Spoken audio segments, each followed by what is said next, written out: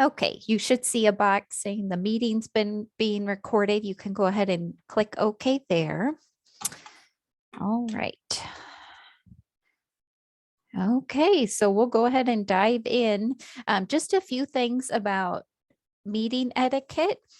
So please make sure your microphone is muted. You were automatically muted when you entered the meeting. Just make sure you didn't accidentally flip your flip your mute switch and you're unmuted.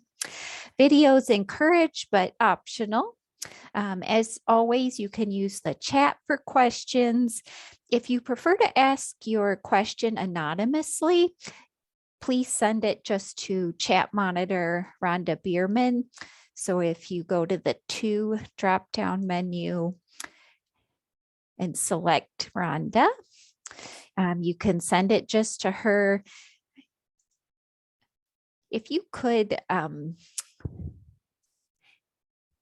there we go. If you could type anonymous before your message, or if that's tricky to type, you could type private. But that way, when you type your message, Rhonda knows as she reads it aloud to ask the question or say the comment, but not your name. If you have a microphone and you'd like to unmute, go ahead and do so and just say, hey, can I chime in? As always, this meeting will be recorded, notes will be taken, and also the slides will be accessible as part of the archive materials. Watch the listserv for an announcement. I know the notes typically take longer than they should, and that's on my end. But I did want to mention that the recording is typically uploaded to the RSA YouTube within about a week of the meeting. So the recording will be ready sooner than the notes and the slides will be accessible. Okay, any questions? Go ahead and type in the chat, but we'll move forward. Database Chair Heidi Ray, Alpha Park Public Library, she was unfortunately unable to join us today, so I'll go ahead and steer us through the agenda. As usual, the agenda, if you go to rsanfp.org, it'll open our support staff site, colorful banner. If you, on the left, go to the RSA board committees groups, and then database committee, either the middle of the page or the left. We've got our agenda for today. I've got it open here.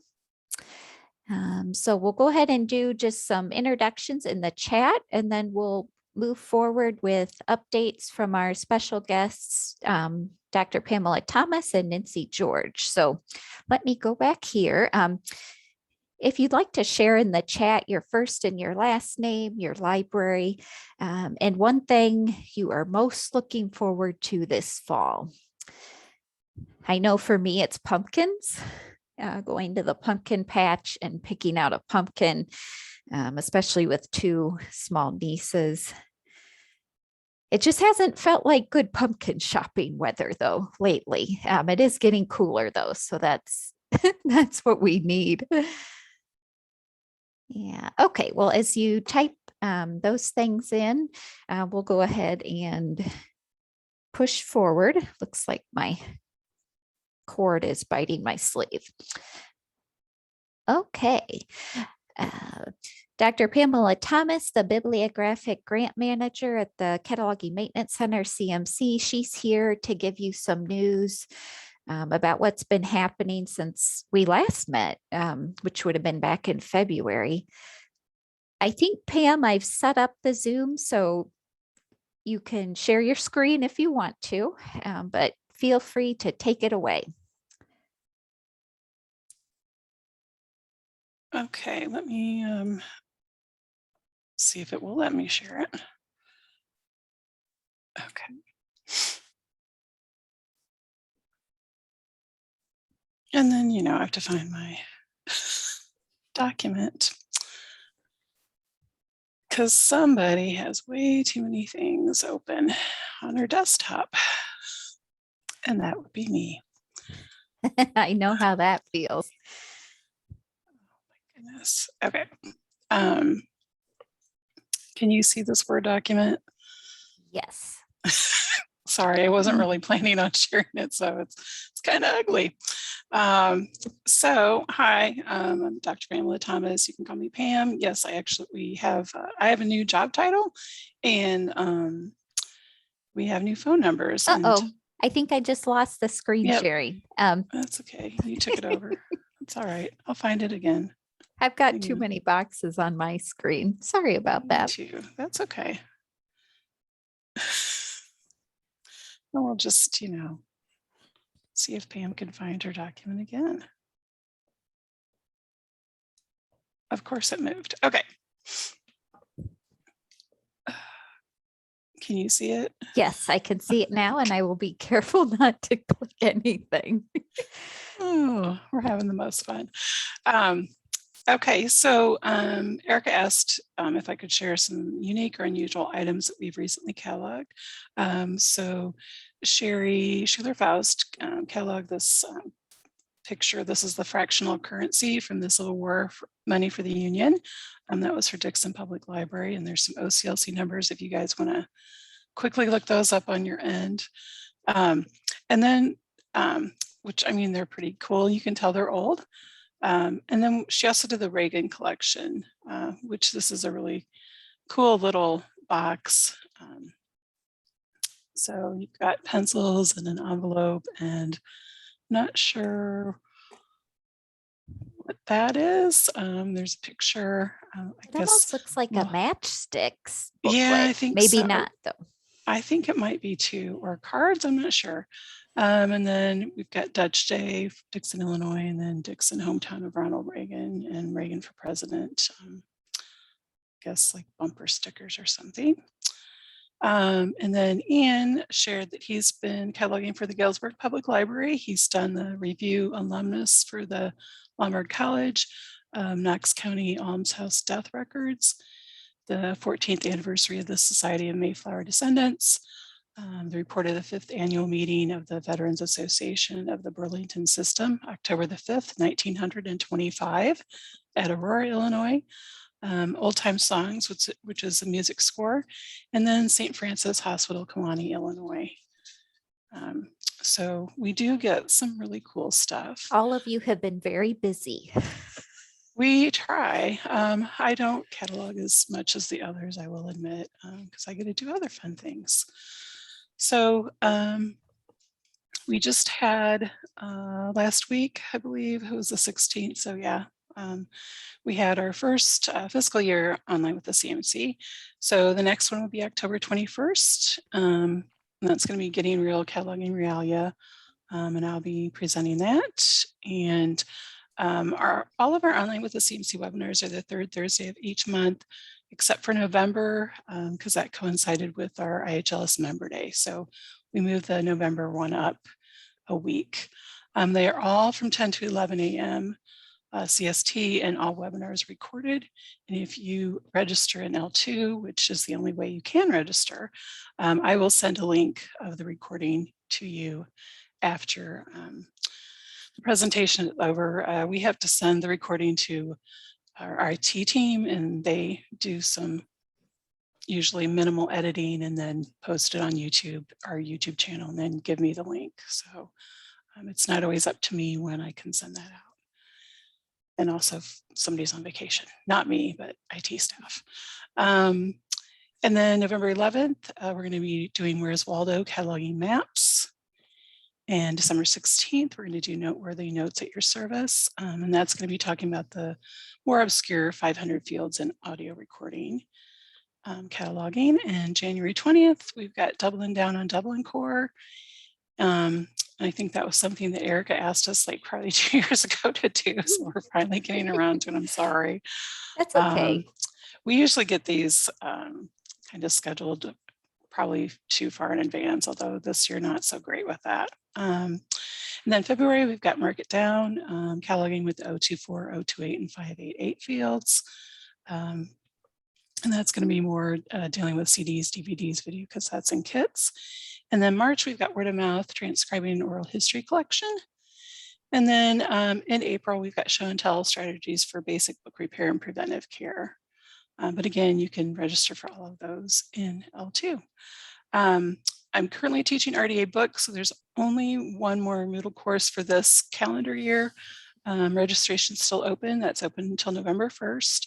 There are a few seats still available, but that class will start November 8th and run through December 19th. And that's also, you register for that in L2. And it just kind of goes over some basic things that you need to do to catalog video and audio recordings. And that is a 6-week class. And I'm pretty sure some of the people here have already taken that. And I've not done any crazy updates. So if you've taken it already, you don't need to. Maybe I can get that updated for next year. So we have some new staff. Carly has a very large database cleanup project they want us to work on. So they actually gave us the funds to hire 3 people just to work on that. And they will be working on that through June 30th of 2022. And those 3 staff members are Bonnie Dower, Blake Walter, and Hanan Jabbar. And then we've got Eric McKinney and Mary Cornell, who will begin working with us in early October. They will be CMC permanent staff. One of them is replacing Sherry, who's retiring, and one is replacing Aaron, who left for Wisconsin, and it's just not fun. Haven't really decided who's replacing who, and I don't think it really matters at this point because we moved Heidi up to the metadata cataloger position, so they'll just both be catalogers. And it looks like that's it. So if you have any questions for me, you could certainly, sorry if you have to still see my screen. Hang on. Is Sherry officially finished at the end of this calendar year then? January. I don't think she's given me a specific date. So I think it's going to be early January, but don't quote me. I know it just got recorded and I said that. We'll certainly miss her, but her retirement will be well deserved. I'm excited though. You filled your open positions. That's great because you have no shortage of work. So having those open for an extended period of time would certainly not help things. So that's great that. And we had some really good candidates. So good. Yeah, it was nice. It's always fun to interview people just to get to know them and what they do. And I mean, it's sad that you can't hire everybody because that's how I am. I just want to hire everybody. It's like, can't we just find money and give them all jobs? But there's plenty of work. Why not? I know I need to have that conversation with the state library. But yeah, we definitely have plenty of work. So but that's a good thing. Keeps us busy and out of trouble for sure. So yes, early congratulations to Sherry for sure. Yeah. Any questions for Pam? Well, if you think of anything, I put her contact information on the slides. Let me see if I can go back there. Yeah. Here's Pam's information along with the CMC website. Thank you, Pam, so much for joining us. Those sheets of money, those were really cool. Yeah, Sherry gets all the cool stuff. Along with the Reagan Beanie Baby and the bumper stickers. Yeah, you had some really neat stuff. Yeah, thank you, Pam. Okay, so next up, we've got Nancy George, the Rails Cataloging Services Coordinator. She will give you an update on Rails cataloging services. Nancy, feel free to share your screen if you would like. Hello, everyone. I don't have a screen. I just wanted to give you a short update. Sure. I don't have anything to share on the screen. That's okay. Yeah. So my name is Nancy George. I am the Cataloging Services Coordinator at Rails. So I'm going to give you an update on cataloging services from Rails. So I wanted to thank you, RSA, for this opportunity. And first, I would like to inform you about the upcoming cataloging webinar from Rails. In the second week of November, Rails will be offering a webinar on new RDA. Kathy Glennon, Chair of RDA Steering Committee, will be presenting this webinar. She will be discussing an intro to the main areas of change and more of a recap to the latest developments. She will give us an overview of how to approach cataloging a book using this new RDA and what tools will be available with the decision making. So this would be a great opportunity to learn more about new RDA. This webinar will be listed in L2 when it will be scheduled. So for more information, watch on the Rails e-news and emails from Rails Tech Services email list. How exciting. You have Kathy Glennon. She's one of the experts on the topic. So that's great. We will look forward to that. Mm-hmm. I am too. Yeah. So next, I would like to give you an update on specialized cataloging support program. It's a statewide cataloging support program from Rails. So we are in the process to establish a specialized cataloging support program at no charge to Illinois library system members. This would be an ongoing cataloging support to our members. This service covers non-Latin and Asian languages and different formats of materials for original and copy cataloging. This cataloging assistant does not cover modern European languages, genealogy, local history, and special collection. The reason is we all can utilize the best service from Cataloging Maintenance Center. So for those type of materials. So our plan is to start this program with a pilot project involving 5 libraries representing multiple different types of libraries. Then Rails will conduct a careful analysis of the pilot project to determine if any of our procedure or process need to be revised.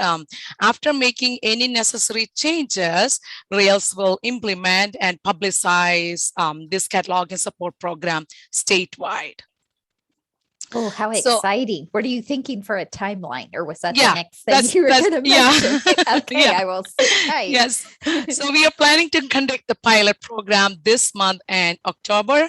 And our plan is to launch and publicize this program in November and December. Okay. So this service is possible by cataloging grant from the state library. So if you have any questions about this program, this is a new service, so please contact me. I can give you my email later, so please contact me. Don't hesitate to contact me anytime. Last but not least, I wanted to inform you that we are working on creating a networking group for equity, diversity, and inclusion issues in cataloging and metadata. So I am working with a few of Illinois cataloging folks on this. So this group aims to foster the importance of shared understanding of the inclusive library metadata practices in Illinois libraries. This group also will provide advice and support for Illinois libraries to create and maintain more equitable, diverse, and inclusive metadata content. So we wanted to ensure that the libraries of all types and sizes are represented in this process. So Rails will publicize this networking group through different listservs of Illinois. So Illinois libraries, so interested participants can join this group. Our plan is to meet bi-monthly in the beginning of a few meetings. After that, we will create a focus group when it's time for deliverables. So we decided the kickoff meeting on November 17th. We use Rails DEI metadata listserv. I created that already. So that will be the place we communicate. So I will reach out to libraries across Illinois through different platforms such as different newsletters, ILN newsletter, special libraries, Carly, all sorts of Illinois library systems and consortiums. So people can join this group. So please be on the lookout for emails from Rails or from your consortia e-news. I will reach out to them. That's mainly I have. If you have any questions about this networking group or our new service, please let me know. Thank you so much for your kind attention. I'll be happy to answer any questions you may have about any of these services. Thank you so much, Nancy. There's a lot going on with you too. It was helpful having you come because it'd been a while since we had chatted, and I knew about the specialized cataloging service. So that's great news about the DEI. We are almost. Yeah, well, and it's statewide too. That's especially encouraging because it is an issue that we need to look at as a whole rather than just Rails or just Illinois Heartland. Yeah, so it sounds like the best place to watch is the Rails e-news or the tech services listserv. So we will. Yeah, and I will reach out to.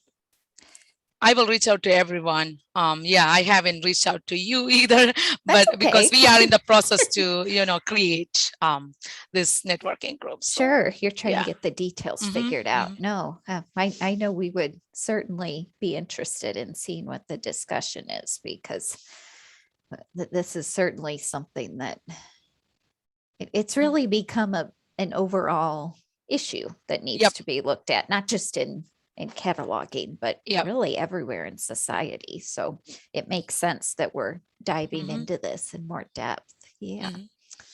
Thank you again, Nancy, for joining us. Any questions for Nancy? Okay, well, if you think of anything, here's my email ID if you want me to. Yeah. Oh, okay. Thank you. Sure.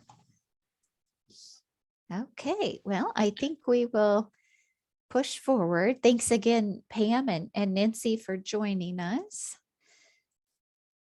Okay, so let's go ahead and move forward.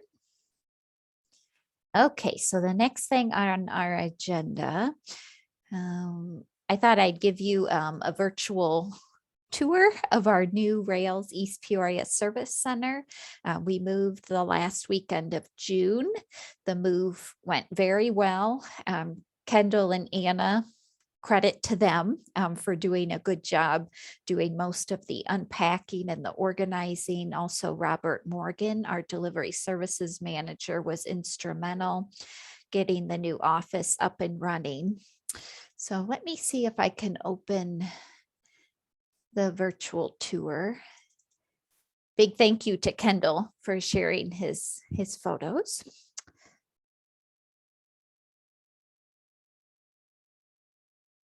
Okay.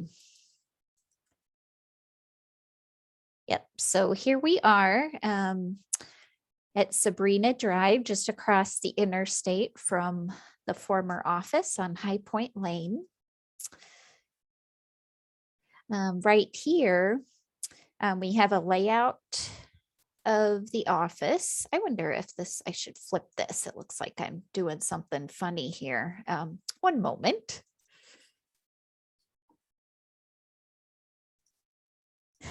Just flip my screen. Okay.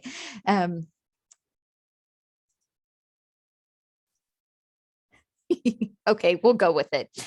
So here is, like I said, the new office just across the interstate. We've got the front here with several parking spots. We don't have a sign yet, but we're thinking it will be on this little blue overhang over the door. Back here is the delivery part of the warehouse.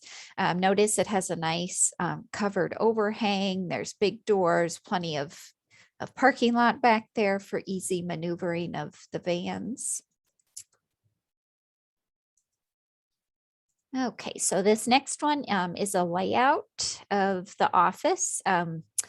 We've got Kendall up here in the corner, Anna, me, James. We have a couple collaborative workspaces for small group discussion, small group work, a nice lobby, a shared workroom with, let's see, with member services, systems, and the cataloging team. We've got our conference room with the conference equipment. We will do small group training in there. Robert has his office in this building as well. Got a break room, nice new flooring that you'll see here in a bit. And then notice we've got a nice big, much bigger warehouse than what we had at our former facility, and plenty of room for storage. We do share the building with another tenant, Solar Shield, so they have maybe a third of the building, but we have the rest of it. Here's a couple photos of the delivery warehouse. Notice it's nice and tidy. Everything is organized. I know that Monday after the move, delivery was up and running. They were ready to go, so delivery wasn't delayed, which is certainly a big positive. Yeah, just a couple more of delivery. All of the delivery vans fit in the garage, so that will be nice to ensure the condition of the van stays as nice as possible with bad weather, avoiding potential vandalism. So it'll be nice to have all of them inside. Here's a storage area. This is probably the tidiest I've ever seen for a storage area in our office. I know sometimes we would just kind of dump things at the old office. So I'm hoping we can keep this organized. Anna and Kendall did a good job with this. Notice here's the vans parked, ready to go. We do have, I call it the vestibule, between the outer door and the inner door. Yes, the Piggy, you can't see her, but she's there.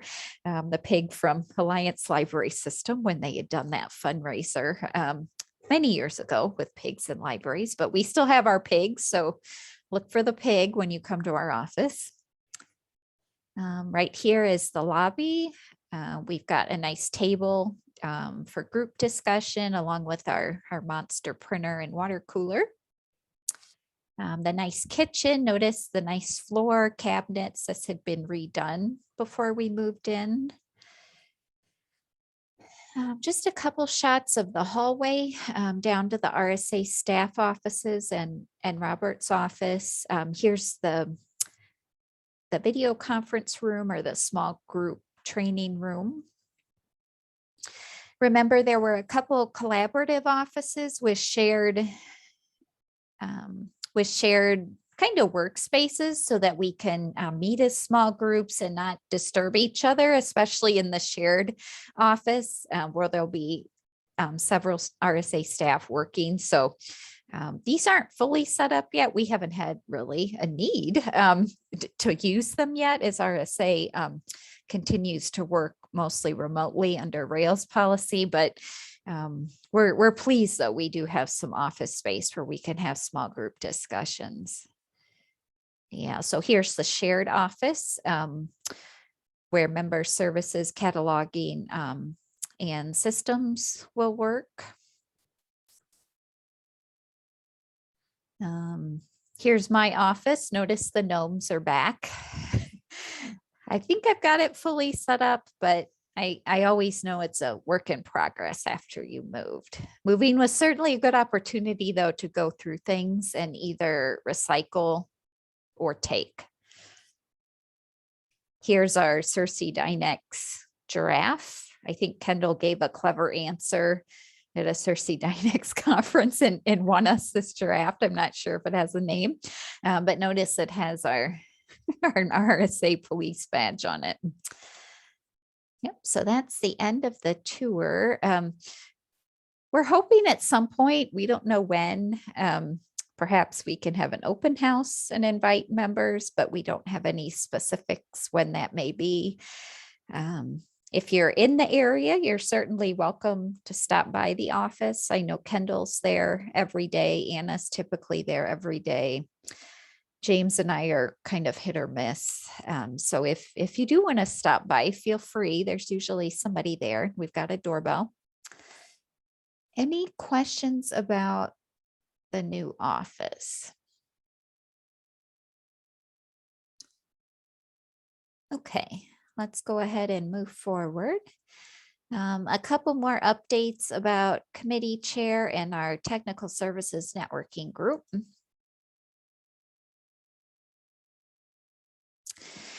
Heidi Ray, our current chair, technical services manager at Alpha Park, she has accepted a new position at Alpha Park. Congratulations, Heidi.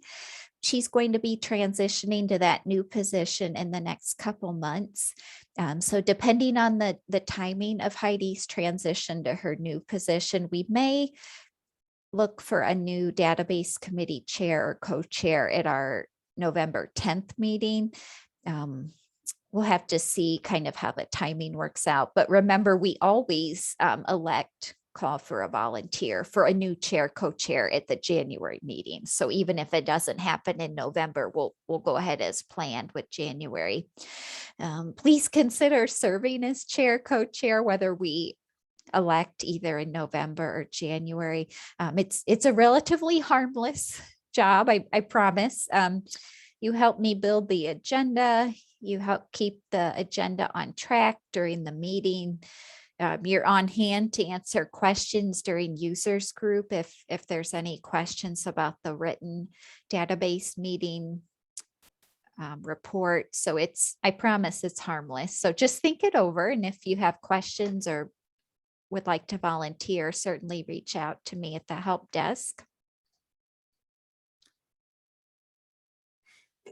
Remember, Heidi was also our facilitator for the RSA Technical Services Networking Group. So keep this in mind too, if this might be an opportunity that sounds good to you, if it's something you may be interested in. Remember this group,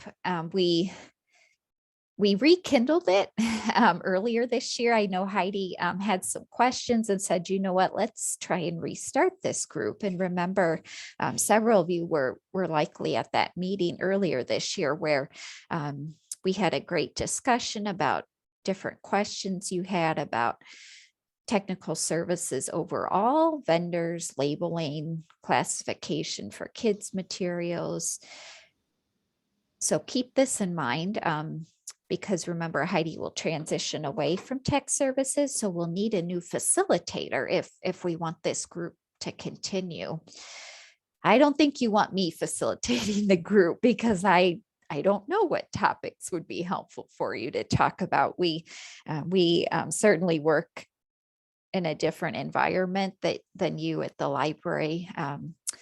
So I'm happy to promote the meetings and schedule them on Zoom.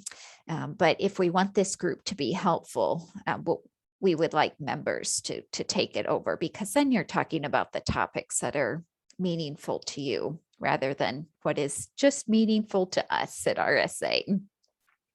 If there isn't interest in this group, that's okay too. I just wanted to mention we'll be looking for a facilitator, so keep this in mind if this is something you may be interested in. This too is relatively painless. As I mentioned, I'm happy to help you set it up on Zoom using the RSA Zoom account. Happy to promote it for you on the listserv. You would come up with a list of questions or topics and encourage input from the membership.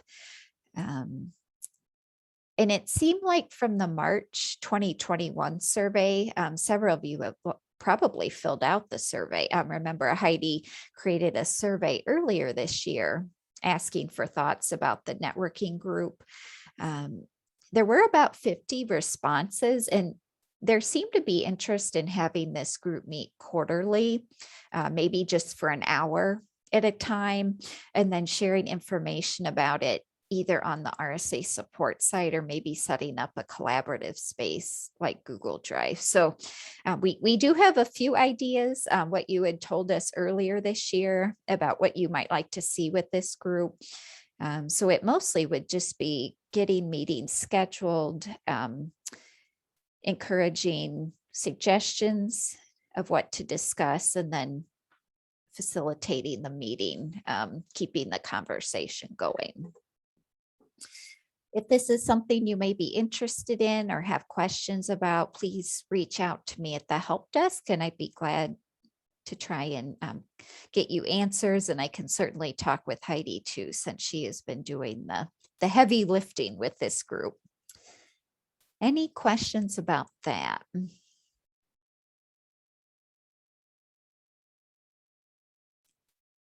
Okay.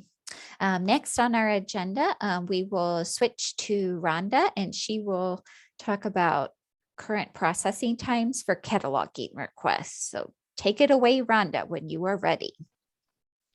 Hi, everyone. I just wanted to give you an update that currently our standard cataloging request process time is 21 to 28 days. That means that it needs to be on a record and can circulate. And for our non-connection libraries, those that don't use connection client to catalog, that usually means they get a full record in workflows, whereas our OCLC using libraries, they at least get a brief record in the system so that their item can circulate within 21 to 28 days. Please keep in mind that this month and probably into the beginning of next month, things might take a little bit longer because we are short-staffed this month due to us all still working at home. And we have some vacation time being used, and we have an RSA staff visit the office about 2 times a week to sort delivery items, to pick up delivery items, and to drop off items that are being sent back to the libraries. So if you get an email that says your physical item was cataloged today, don't expect that it'll be dropped into delivery tomorrow. And I am keeping watch on change me's and giving a little longer before I delete them due to this. So don't be worried that your change me will disappear before you get a chance to change it. But the minute you get it in your hands, you probably should change that change me. Also, we would like to let you keep in mind that rush requests are still usually done within 2 business days unless you send us the physical items. We can't guarantee that those are going to be quick in 2 days because, again, we're all working from home and we don't go into the office every day. Otherwise, we wouldn't get half as much done as we do get done. So if you have something that's a rush, we encourage you, but it's not required, that you submit them using digital scans, photos, or to a cloud sharing link to avoid extended processing times that might come with sending it through delivery. And that's all I have for you. Does anyone have any questions about that? Do you need to keep track of brief records created for our library through catalog requests? No. If we created a brief record for your item, we still have the request. It is still open. And when we replace it, we'll let you know that we replaced it. You shouldn't have to do anything else to it because you've already edited your change me call number. So everything else should be fine. You're welcome. You can always run a brief record report as well, just if you want to see overall where you're at with brief records. But like Rhonda said, since your item's checking out, you should be good to go, but I know sometimes it's helpful just to run that brief record report to see what's on there. And that would catch what's still waiting on our end. Anyone else have any questions? No? If not, I will hand that off right back to you, Erica. Thank you, Rhonda. Okay, I wanted to give you an update on the backlog. Remember, these are cataloging requests where, as Rhonda mentioned, it's on some kind of record. Maybe it's a brief record in workflows. Maybe it's an encoding level 3 record in OCLC. Maybe it's some of those that are encoding level 8 or M from when we were still submitting, asking you to submit those before January of this year. So these things are in need of full OCLC cataloging. We have been processing those based on submission date, oldest to newest. It has been slow going. As you can see, we have 136 closed versus just under 6,000 open. What Kendall and I have come to realize, and I've actually gotten a third perspective on this from Burr Ridge, we need to take a look internally at how we're managing cataloging requests, because we're starting to realize that the number of incoming requests from you, our members, it'll always be steady, if not lots. And that's a good thing, because remember, we want to provide this service to you to ensure that you can get good quality records if you're unable to find them on your own. But on our end, we have a lot of inefficiencies in how we've been handling these cataloging requests. So Kendall and I are trying to implement a new process internally that will help us get a better handle on how we're handling cataloging requests. That will speed the processing time. I know we've been stuck at 21 to 28 business days. I think it's been about a year. So we do recognize this, the processing time needs to speed up, ideally back to the 7 to 14 business days we were initially operating under. And we also realized that more consistent work on the backlog needs to be part of this process. So certainly not trying to make excuses, but we're starting to see that there's more to this internally than we had initially expected. You'll see in a little bit that the priorities for October are restarting the OCLC connection, now called Workflows Bibload workshop, and then also getting our internal operations, starting to get them reworked so that we can hopefully get some improved turnaround times for you and also some steadier backlog progress. Remember, we do plan on the CMC, thank you to Pam and her team, that they'll be working on those encoding level 8 and M records that were in the backlog.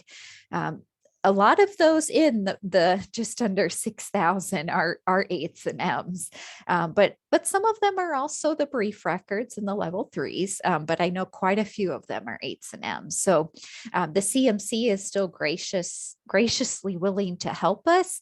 I know we had targeted, I think, October for the CMC. I really would like to help get their help started by the end of this year, if not later this fall. I know Pam has been very flexible, so thank you. I know they will have time for us whenever we're able to get started. So I'm confident we will make this happen. It just might not be October, since I'm trying to focus on the OCLC connection and also this internal rework. If you do need a request in the backlog, if you need it revisited before we get to it, please reach out to us. I know a couple members have reached out and said, hey, I noticed this was still on a brief record. I've had some patrons check this out. I'm wondering if I can get a good full record, since there seems to be patron interest. Maybe, you know, having a better description would help it check out even more. So if you would like us to revisit something in particular, certainly reach out to us and we can bump it up in terms of when it gets processed. But like I said, we're trying to go oldest to newest. But it's just slow going at this point. The good news is Jane, she has been working steadily on backlog database maintenance issues, things like duplicate records, item on wrong record. So she has finished all of the open ones in our old help desk. So Jane is now just working on ones that have been submitted over the past couple months in our new help desk. Jane does prioritize item on wrong record because we know those can really goof up holds and result in an unhappy patron if they place a hold and get the wrong item. So Jane's made good progress. We are trying. I feel like I'm not giving you any good news at this point, but the number of incoming requests is steady, if not heavy. So we just realize we need to be doing some things differently on our end so that we can make this more manageable for us, and then also speed turnaround times for you. Yes, thank you, Pam. She says the CMC's here whenever you need us. Yes, I really do appreciate you being flexible, because it seems like with everything that we do, timelines always get pushed back. Yeah, I've got a good question here in the chat. Do we run reports to see which ones have been upgraded and imported to overwrite the original, which generated the upgrade request in the first place?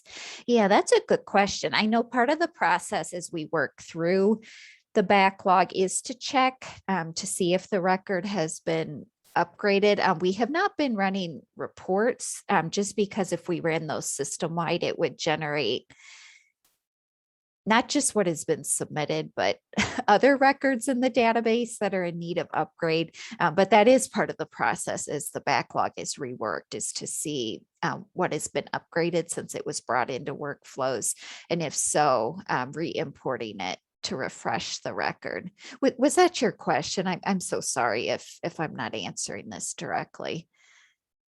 Yeah, that was Sharon at the Macomb Library. Yeah, go ahead and ask again if I'm still not answering.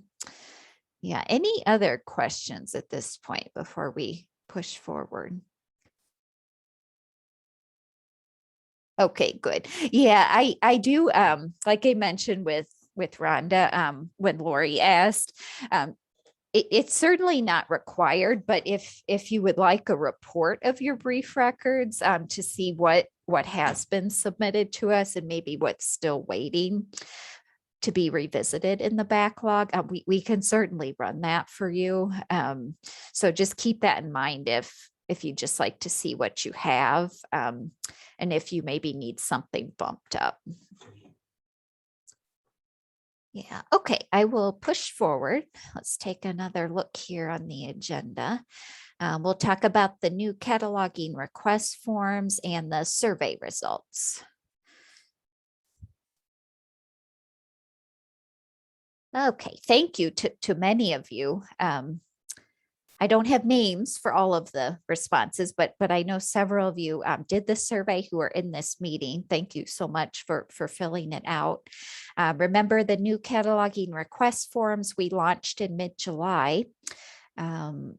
Rails asked us to transition these forms to locally created and locally hosted by RSA. They're actually hosted in a cloud in a web-based form that has cloud storage, but we took it as an opportunity though to rethink the forms. I know now there's quite a bit of difference in how the new forms operate compared to the single one that we had before.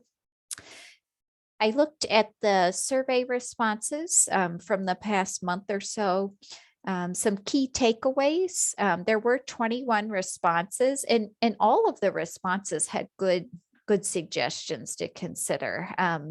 We were trying to avoid a bunch of, yeah, works fine, thanks. But we really did get a lot of responses that had food for thought. Some of the takeaways that stood out, and this one I fully agree with, and I'm thankful it was mentioned by multiple respondents, because this is something our team is also concerned about. There's lots of confirmation emails with the new cataloging request form. There's one right after you click the submit button on the form. There's another one when the request comes into the RSA help desk on our end, and we assign you, the submitter, as the point of contact for it. And then there's another one when we tell you that the record is ready and the change me is ready for you to delete if there is a change me, if we just didn't refresh the record.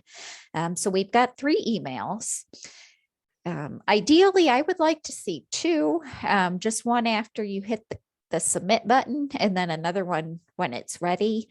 I know that help desk is configured in a certain way where it likes to send confirmations when the point of contact is changed. So I'll need to work with Kendall to see what we can do, but loud and clear, the confirmation emails need work.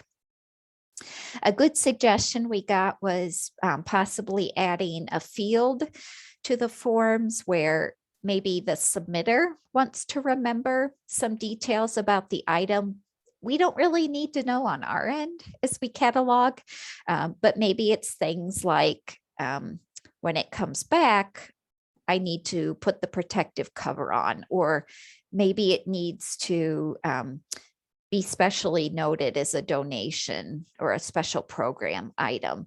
So I think that that's certainly something we can consider, as adding a free text field. It would be optional, but just things you, the submitter, would like to remember about the item when it comes back.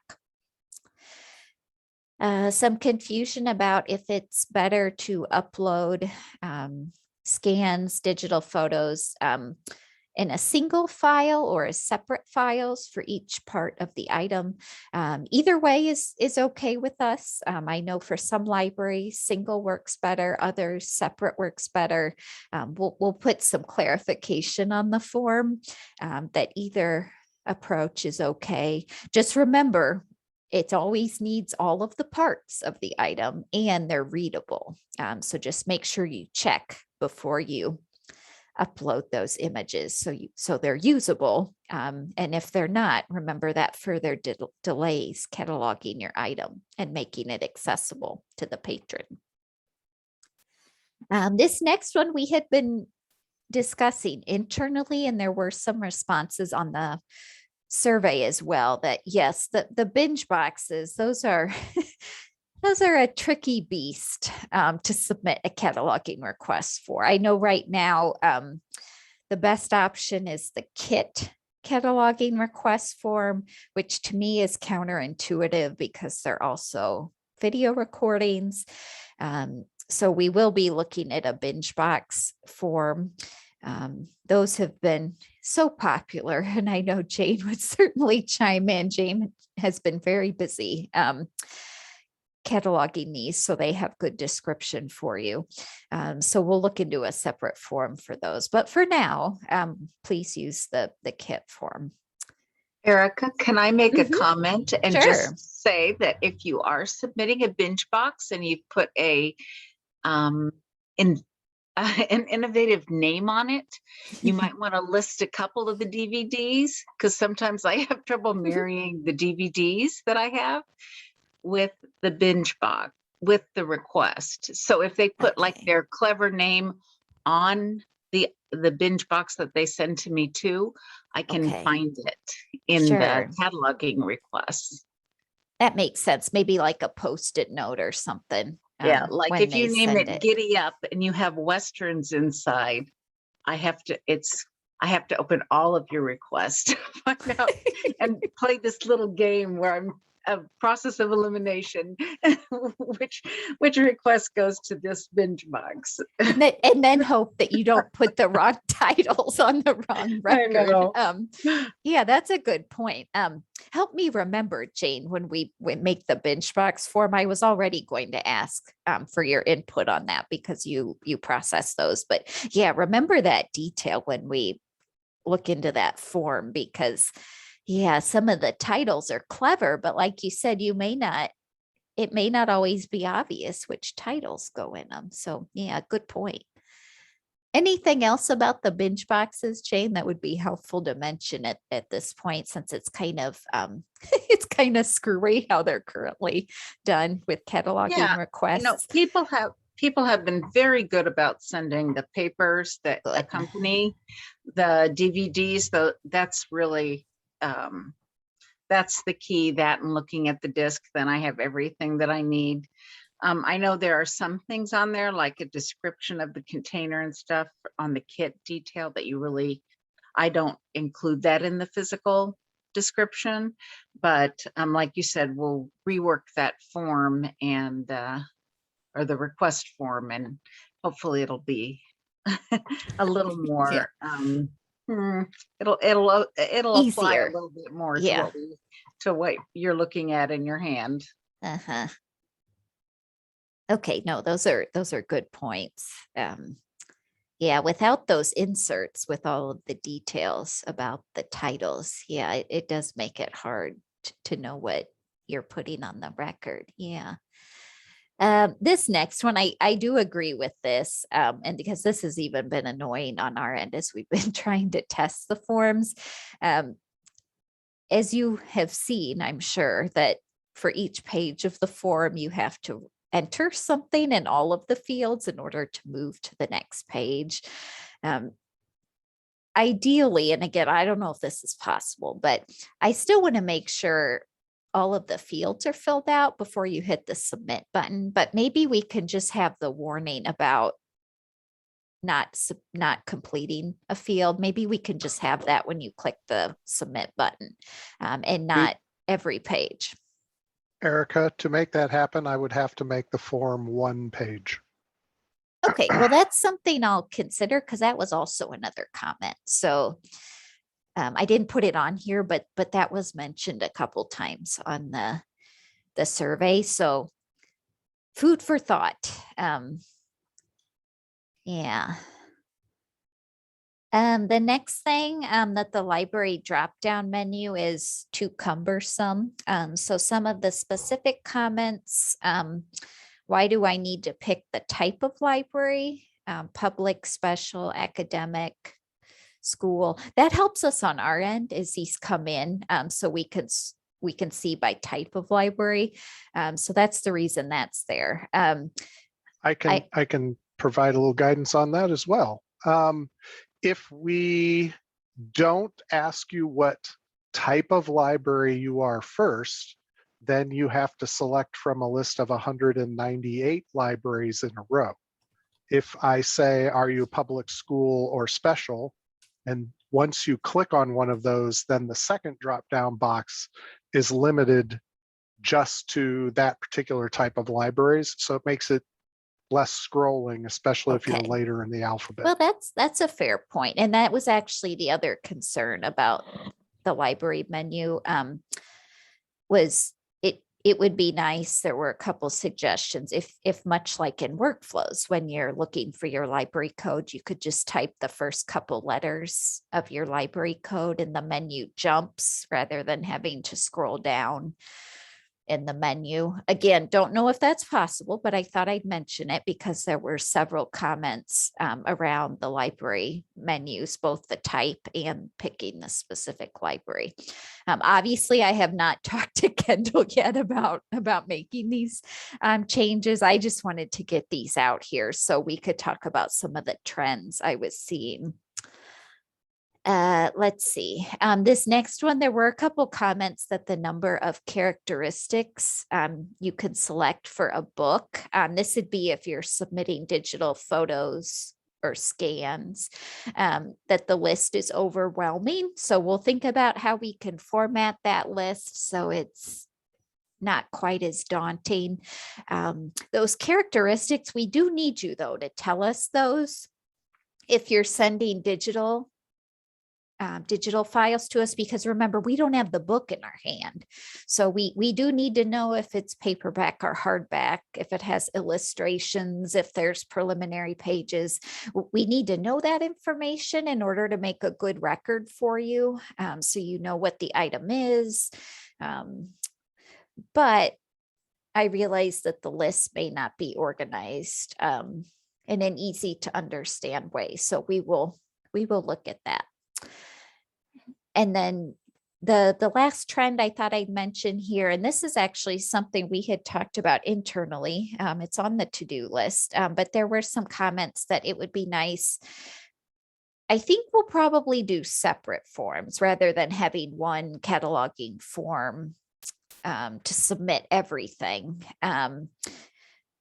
But we do recognize there's a need for separate forms depending on the cataloging issue. So cataloging requests would be its own, but then we'd have some additional forms for database maintenance issues like item on the wrong record, duplicate records. Maybe you want a variant form of an author name added to records so it's searchable for you and your patrons. Maybe the author goes by a different name than what's on the record. So we recognize there's a need for additional forms. So that is something that is on the to-do list, not quite as high as the OCLC Biblo training or the internal rework, but yes, we do recognize there's a need for these forms. Yeah, those were the main takeaways. Before I talk about next steps, does anybody have anything else they'd like to share about the form or any questions? Remember, you can send your questions privately, anonymously to Rhonda if you'd like to ask, but you would prefer not to be identified.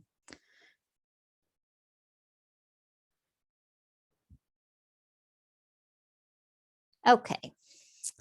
In terms of next steps for the cataloging request form, I'd like to do these later in October, early November. The reason we're going to put these on the back burner for now, as I mentioned a couple times already, I'd like to prioritize restarting the BibLoad workshops, connection, and then also doing that internal rework so that we can hopefully get a better handle on case management and backlog progress.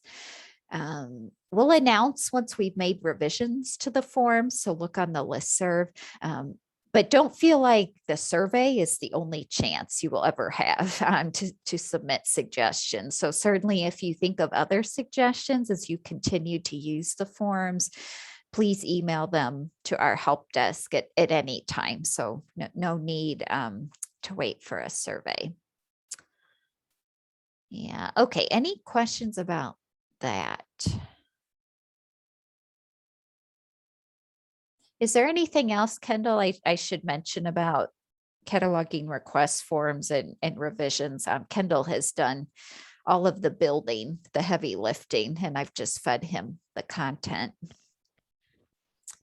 Yeah, I mean, we can look at a lot of those things and see if we can make them better. I mean, that was the whole point why we asked questions about, what you would like to see and what you wouldn't, because we kind of design those from whole cloth, trying not to, just recreate a big complicated form that we had from before. So, we'll take a look at all those suggestions and implement as much as we can, or as, seems to make sense without directly contradicting something. In some shape or form, maybe we can't do it exactly as suggested, but yeah. But the idea is that, we put them out there. We wanted you guys to use them. We needed some feedback, and then we can go back and try and make the forms better. I do think the kit form and the binge box forms, I would like to try and push those a little bit up in terms of when we do those, because I know the need for those to be created and or revised. I know there's there's a little bit more of a pressing need with Binge Boxes, making one for them and then making some adjustments. Jane has given good feedback about the kit form. So we'll see what we can do with those two in particular. But like Kendall said, we'll take a look though at all of the suggestions and see what we can implement in a usable way with the forms. Yeah. Okay, let's take a look here at the agenda. I think I'll talk about the OCLC connection client, the 3.0 update, and then I'll move the break after that. I know we're coming up just over an hour sitting here. So I'll tell you a few things about the latest connection client update. We'll take our break and then we'll dive into the workshop plan. Okay, so this was released, the new version of OCLC Connection Client. It was released late August. We are not using it yet here at RSA because we're getting new laptops in the coming weeks. So we have not installed this new 3.0 version on our computers yet. From what I can tell after reading the release notes, and then also there's a short video here about 11 minutes long that gives you an overview of the connection features. I think it's pretty much going to be the same for how our members use it. Searching for records, putting your call number item information on them, and the 949 tag, exporting them, loading them into workflows. I don't think there's going to be any earth-shattering features that make the process any different. Some of the things that are helpful to know, potentially relevant, it works with Windows 10, the 64-bit version. I'm hoping. Most people's computers have that version. They did mention the 32-bit version. It does not work. And then it also does, it's still not compatible with Apple Mac. I know that's been a concern since Connection Client was first created many years ago, as it's never been compatible with Apple machines. If you see a pop-up every time you open Connection Client from the icon on your desktop, if it talks about an unidentified publisher warning, that's supposed to be fixed with the new Connection Client update because OCLC has done some back-end improvements to the security of Connection Client. They've replaced the message of the day pop-up when you would log in to OCLC Connection. They've replaced it with a welcome message. And then they're collecting, I think they're anonymous, hopefully. The release notes didn't really specify, at least not that I saw, but they're trying to collect more statistics to help inform future development that they'll make to the client. So maybe, you know, noticing how users are using it, what kind of patterns are in their workflows, if there's problems with it. So that's something they're trying to do to better inform how they flesh out the product in the future. I mentioned there's a video there, certainly not required to watch it, but I just wanted to put it here because it does do a good job explaining what the different enhancements are. I'll put this in the chat as well. Now I've opened it, copy.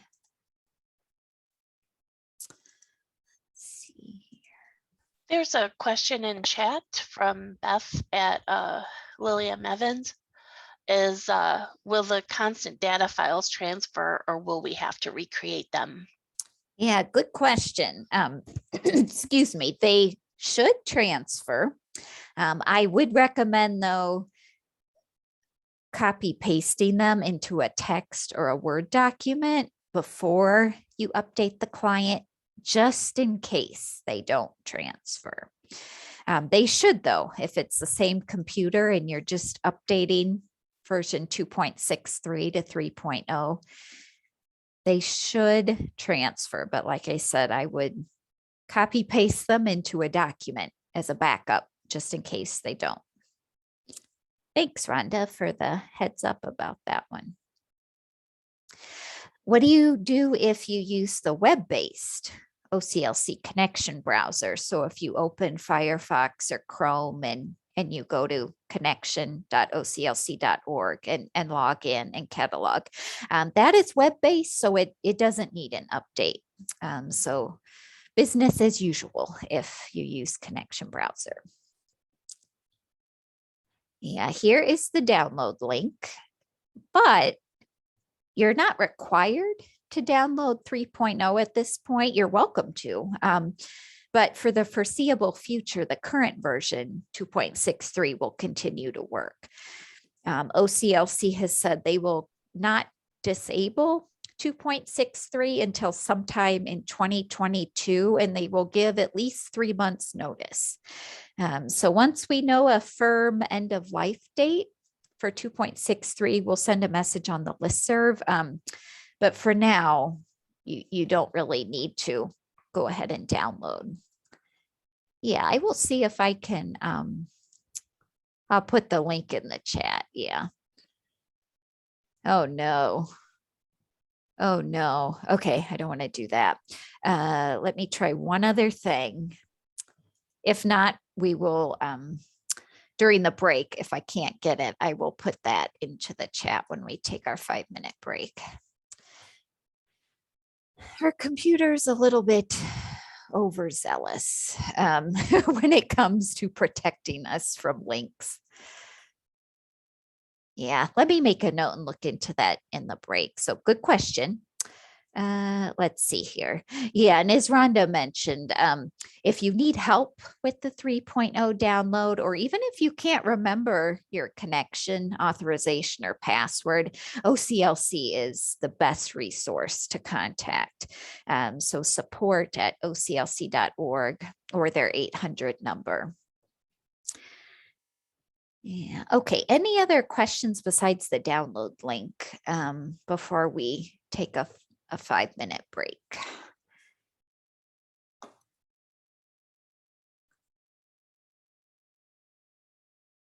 Yeah, okay. Well, let's go ahead. I will start my timer, but I will also pause the Zoom recording. All right, I'm going to go back. Okay. Any other questions about the connection client 3.0? I put the link in the chat box. Thank you for waiting on me as I figured out how to circumvent our computer's security system with links. You're welcome. Okay, so the next thing on our agenda is talking about the much awaited restart of the RSA training for connection clients. So let's go ahead and take a look. I am on the first slide, right? Yes. Okay. Okay, so as I mentioned earlier, the new name for this workshop is RSA BibLoad Workshop. We're going to focus on how to make the OCLC records workable for our system and how to load them into workflows.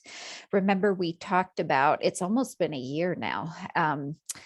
December of last year, we had a roundtable where we talked about the plan overall for restructuring, how to make our cataloging operations better for you, the member. And remember, we talked about how we like the idea of getting more members using OCLC Connection Client, but we also realize we can't support it at the same level that we used to support it at when we offered this training about 4 years ago. So think of this as a restart, but it's also a new type of training. Okay, so the schedule, it will be once monthly with L2 handling registration. I went ahead and put the dates here. It'll just be 2 hours long. I think the former workshop we offered was at least 3.5, more like 4 hours. And we may not even need the full 2 hours, as I mentioned down here, because remember, we're just talking about how to make the OCLC records usable for our system and making sure they get into our system so that you and your patrons can find them. These are not yet posted on L2. I would like a level playing field. When these are posted on L2, there'll be a listserv post. I just want our membership to really be able to register for these workshops at the same time. That way nobody has a head start, so to speak, since there's been quite a bit of demand for this training. So that's the reason why I'm not telling you they're ready on L2. I would like to have a level playing field when everybody begins to register. So this listserv post will go out next week with an invitation with these dates and times with L2 links. Lori from Washington has a question. Would it be beneficial for people already using OCLC Connection to sign up?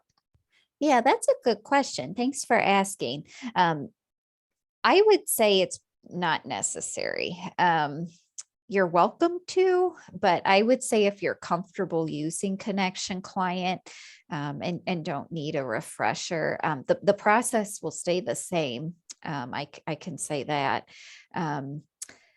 And the other reason I would say don't worry about attending, especially the ones through the end of this calendar year, we're trying to have those who haven't been using it at all sign up. I don't want to make it a requirement because, like I said, I do feel if you really need a refresher and you've already been using it, I would like our members to feel they can go ahead and sign up. But if you're comfortable using it, you've been using it for some time, not really any questions about it, I would say no worries about attending. Yeah, that's a good question, Melissa. We'll talk about some more details here. I've got several slides on this, so we'll talk about the training location. No, that's okay. Yeah, we're on the same wavelength.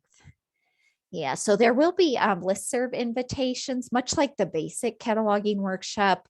The first invitation will go out about a month before the workshop. The second one about 2 weeks before. So the timing is much like the basic cataloging workshop. As I mentioned, these are scheduled for 2 hours, but they may not take 2 hours because remember, we have a narrower focus. Yeah, so here we go. The location is Zoom. We will, depending on who's teaching, right now for the fall, I probably should mention that for the ones through the end of this year, I'll take care of teaching them. And then starting in the new year, the coordinators will take turn teaching them. So Lisa, Rhonda and Jennifer. So the instructor will email you, much like the basic cataloging workshop, will email you the link for the Zoom meeting soon before the workshop. We don't want to put it on L2 because then we get non-RSA libraries registering, and then we also can't monitor the limit for registration. So again, much like the basic workshop, we'll do a maximum of 8, a minimum 3 from at least 2 different libraries. If the minimum isn't met, we will cancel the workshop and encourage you to attend the following month. Okay, in terms of prerequisites, things you want to make sure that you've done before you register. We are keeping the same OCLC cataloging requirements that we had put into the core competencies. Well, it's been more than just several years ago. Let's go ahead and open it up. Hopefully my computer will open it and not send me through the, the link security program. Okay, so these competencies, they are posted on the RSA support site. So if I go to rsanfp.org, there's a training policies, policy handbook over here. Notice there's cataloging. Yeah, so here they are right here. These are alphabetically organized. I know it can be difficult to find what you're looking for on these pages. So it's right here. Yeah, so if I jump to the cataloging for OCLC section, yeah, it's more like 6 years ago we did these. I thought it was more than just a few years ago. The parts in red, those are just revisions we had made last year. I know to clarify some things, but it really hadn't changed the overall meaning, intent of the document. So notice it gives you just a summary of what this cataloging level does. So you search WorldCat using connection to find bib records for things that don't have records already in workflows, and then you load them into workflows.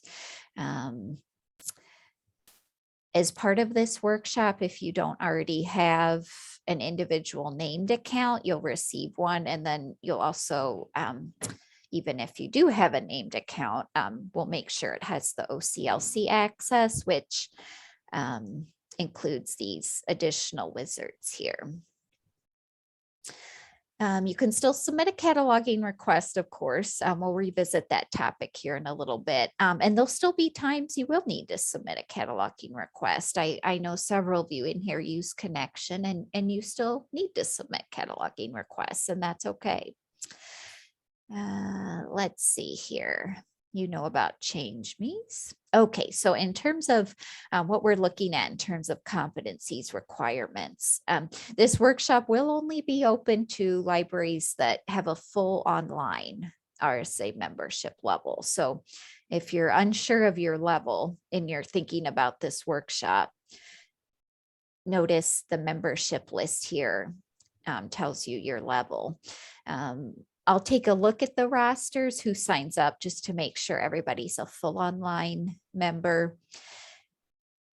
We're not trying to punish basics. I know there's interest in basics using this, but in cataloging, when we did the competency 6 years ago, we felt that we needed to differentiate between the different cataloging functionality of our membership levels.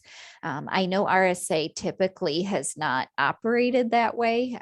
Regardless of membership level, you could do anything.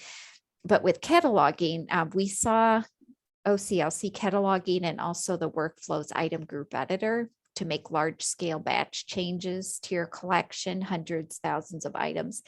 We saw it as a chance to start to refine who does what based off of the services functionality of your membership level and how much you're paying to RSA.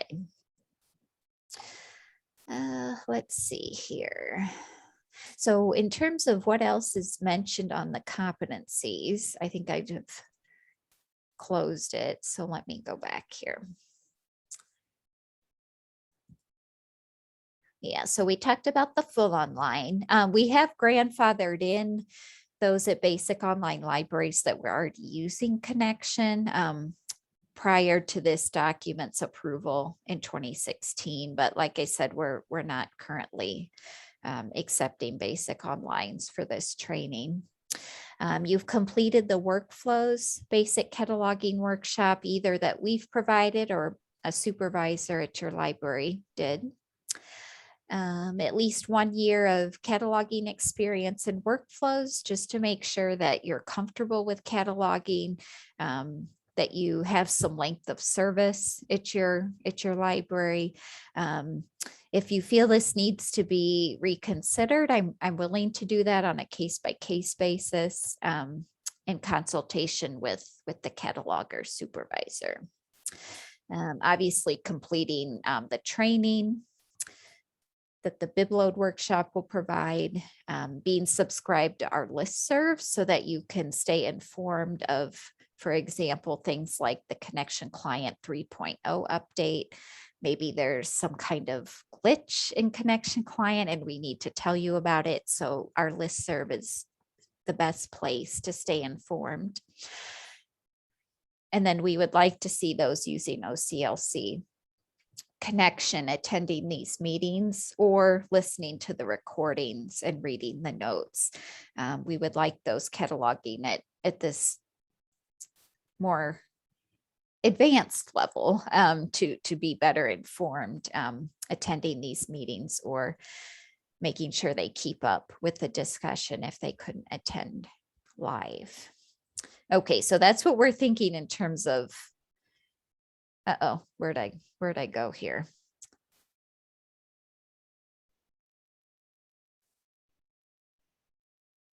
I think I have closed my PowerPoint. One moment.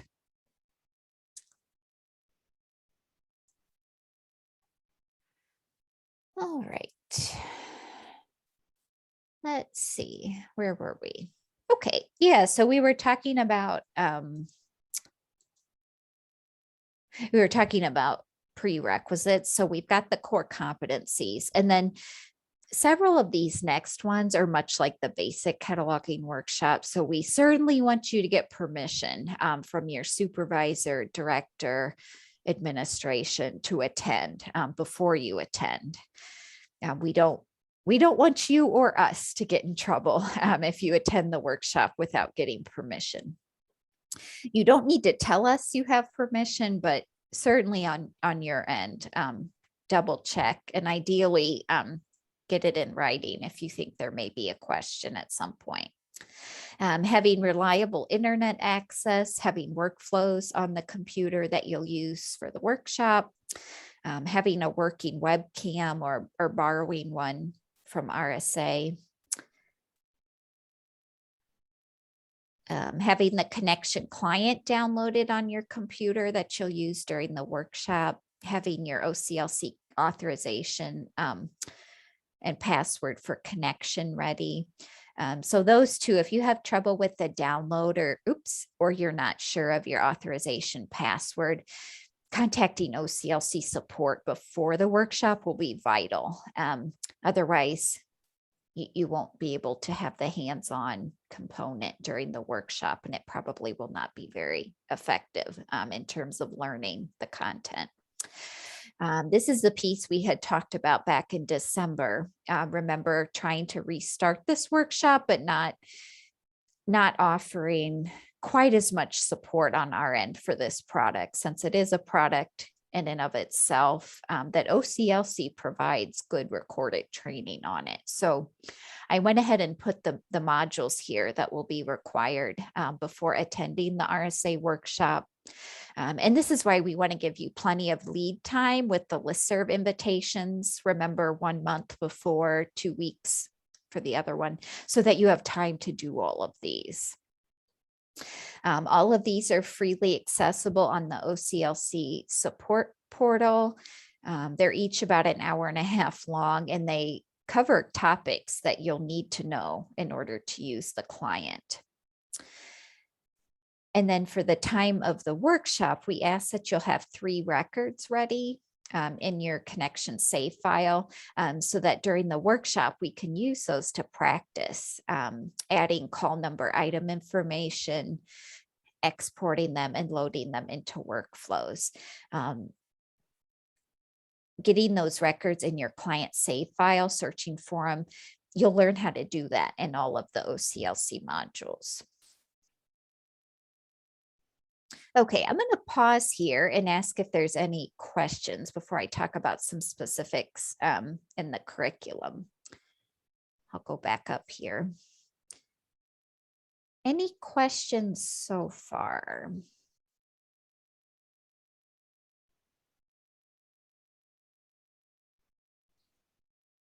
Okay, I will push forward, but if you think of anything, certainly chime in. Okay, so in terms of the curriculum, what we'll cover in this new BibLoad workshop, we'll provide documentation soon before the workshop. So that will be in the email that the instructor sends you a couple days before the workshop with the Zoom meeting link. We'll go over how to create, edit, set default, and search for constant data templates, 949 tags, how to configure your client export settings, how to put the constant data 949 tags on the bib record and edit them to reflect your call number item information. We'll talk about how to export the records from Connection Client, and that's the file that you'll then bring in, import into workflows. We'll discuss how to run the load bibliographic records, aka BibLoad report, how to make sure the record's successfully loaded, and then a couple more useful tidbits, how to sign up to receive OCLC outage alerts. Sometimes OCLC does planned maintenance of their products, and other times there's unplanned maintenance as well. Something breaks. So we'll make sure you're signed up for the outage alerts so you can receive emails and keep an eye out if there's something going on with connections, so you know it's on their end and not yours. And then we'll talk about too, since you're using Connection, we'd like to see you clean up some of your library's brief records using Connection, since you'll have that level of access. Okay, yeah, good question, Lindsay from Carthage. Would it be beneficial for people already using OCLC Connection to sign up? Yeah, you and Lori are on the same wavelength. Yeah, Lori had a similar question. I would say if you're comfortable with the client, don't really have any questions, it's been working well, don't need a refresher, I would say no need to attend. If you feel lost, if you think you need a refresher, hasn't been working well, you're welcome to sign up. But as I mentioned earlier, really the top priority is those who have not been using Connection Client, meet the prerequisites, and want to start using it. Yeah, I'll make sure when we post these on L2 and also on the RSA listserv, I'll make sure I clarify this detail that, yeah, certainly if you've already been using it, you don't need to sign up unless you really could use a refresher. Yeah, you're welcome. Have there been any other questions about the curriculum? I haven't received any privately, so. Okay. Yeah, that's a good point, Melissa. It may be helpful if you only use the web-based browser version and you're thinking about the client. It would be a good idea to sign up and think about switching. The client has a lot more functionality. I feel it's easier to use than the browser. So it's worth taking if you're thinking about making the switch. Something that is somewhat related to that, we do only train on the client. So we're not going to train on the browser just because, like I said, the feature set is different in browser, and the export, I feel, works easier in the Connection Client than it does in the browser. So that's the other reason we train on it. It's more robust, and then it has the exports. To me, it's a little bit clearer what to do than the browser. Okay, so a few more things to keep in mind if your library starts using Connection, and this is true if you already use Connection. So you'll still submit a cataloging request if there's only a level 3 record, there's a workflows brief record, or there's no record at all that you can find in workflows or OCLC. Remember, if it's a level 3 or a brief record, attach your item so you can start checking out. But I wanted to make sure that there wasn't the impression that if you're using Connection, you never need to submit a cataloging request again. That unfortunately is not the case. And I know several of you in this meeting would agree, Pekin and Alpha Park and Illinois Prairie. The thing about using Connection is when you're using it, we change your library's priority level as we process cataloging requests on our end. So as Rhonda mentioned earlier, in the context of cataloging requests and the standard turnaround time, we always make sure that the item for which you've submitted the cataloging request. We always make sure it's on some kind of record so it can check out. But for a connection using library, we assume any request you submit has no record at all. Or there's only a level 3 or a brief record. So we'll make sure it's on some kind of record, probably brief, if it's going to need lots of love and care on a level 3, or if it's going to need an original in OCLC. Those are more time intensive tasks. So that would need to be put into the backlog to revisit later for full OCLC cataloging. You're probably thinking, oh no, the backlog again. Remember, that's part of the impetus for trying to rework internally how we manage cases and work on the backlog. There will always be a backlog. I'm thinking at your library, you may have one as well. It just won't be as large and as old as what it is now. So backlog will not mean, 4 years old. It would hopefully mean, more like the past 3 to 6 months is what my ideal target is. Yeah, let's see. I've got a couple things to me directly. Yeah, Sharon from Macomb says she's used the browser for many years before she started using the client in her current position, and recommends this training if you're considering switching to client. Yeah, no, that's a good point. Speaking from experience, that you feel that the client is a lot better for your workflow. Yeah. Okay. If your library stops using Connection, please let us know. I know we've talked about this in previous meetings. It's important to let us know if you're not using it anymore, because remember, we'll need to adjust your priority level on our end when it comes to processing cataloging requests, because we'll consider you just workflows cataloging. And like Rhonda said, that adds another layer for what we do, because if there's an OCLC record already available and it's good enough, we'll bring it in for you. So it does impact how we handle your library's requests.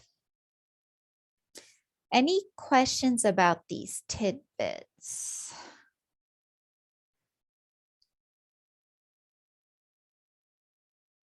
Okay, just a couple more details here to mention. There will be a workshop evaluation, just like the basic cataloging workshop. It'll be anonymous, web-based. Instructor will email it to you soon after the workshop. This is a new workshop, so we certainly want any and all feedback, whether it's positive or negative. This is new territory for us, so we will take any feedback we can get on this. And remember, we've talked about a new curriculum, and with that comes a new scope of RSA support for libraries using OCLC Connection, whether you're new to using it or whether you've been using it for some time. So we'll support if you have questions or trouble, need help with constant data, 949 tags, exporting records from client, importing them into workflows, bib loads in workflows, whether it's running the report, maybe you ran the report, but some records are goofed up. We're happy to help with that. And then, as I mentioned, brief record cleanup will be part of that. That's something that Jane will help me with. So we're also happy to help with that. We're thinking for the brief record cleanup, it would be ideal if those who take the OCLC training and even those who are using OCLC already. I know it's a matter of time and energy, but remember, in the strategic plan, there was quite a bit of interest in a cleaner database. And that is one of the advantages to using OCLC Connection, is those brief records that have ISBNs, UPCs in their title control number. if you're using Connection, you can overlay those with the good OCLC record, if you can find one. So that's a piece that we really would like to put more emphasis on as we start this new workshop, is asking our OCLC cataloging libraries to help us with these brief records that would be able to be replaced if they have those number identifiers like ISBN or UPC. We know you have plenty to do already, but again, we're thinking if it's a chip away project, even that would help us rather than nothing at all. If you have questions or need help with other connection related topics, maybe for example, you're having trouble with searching, maybe you're unsure how to get the batch search to work, those topics would be good to ask OCLC support, because remember, we're trying to move more towards what we can do specifically to make this compatible with RSA so that we can start to offer this again. So OCLC support will start to be your go-to source if it's something that isn't RSA specific, not one of these topics right here. Oops. Any questions about that?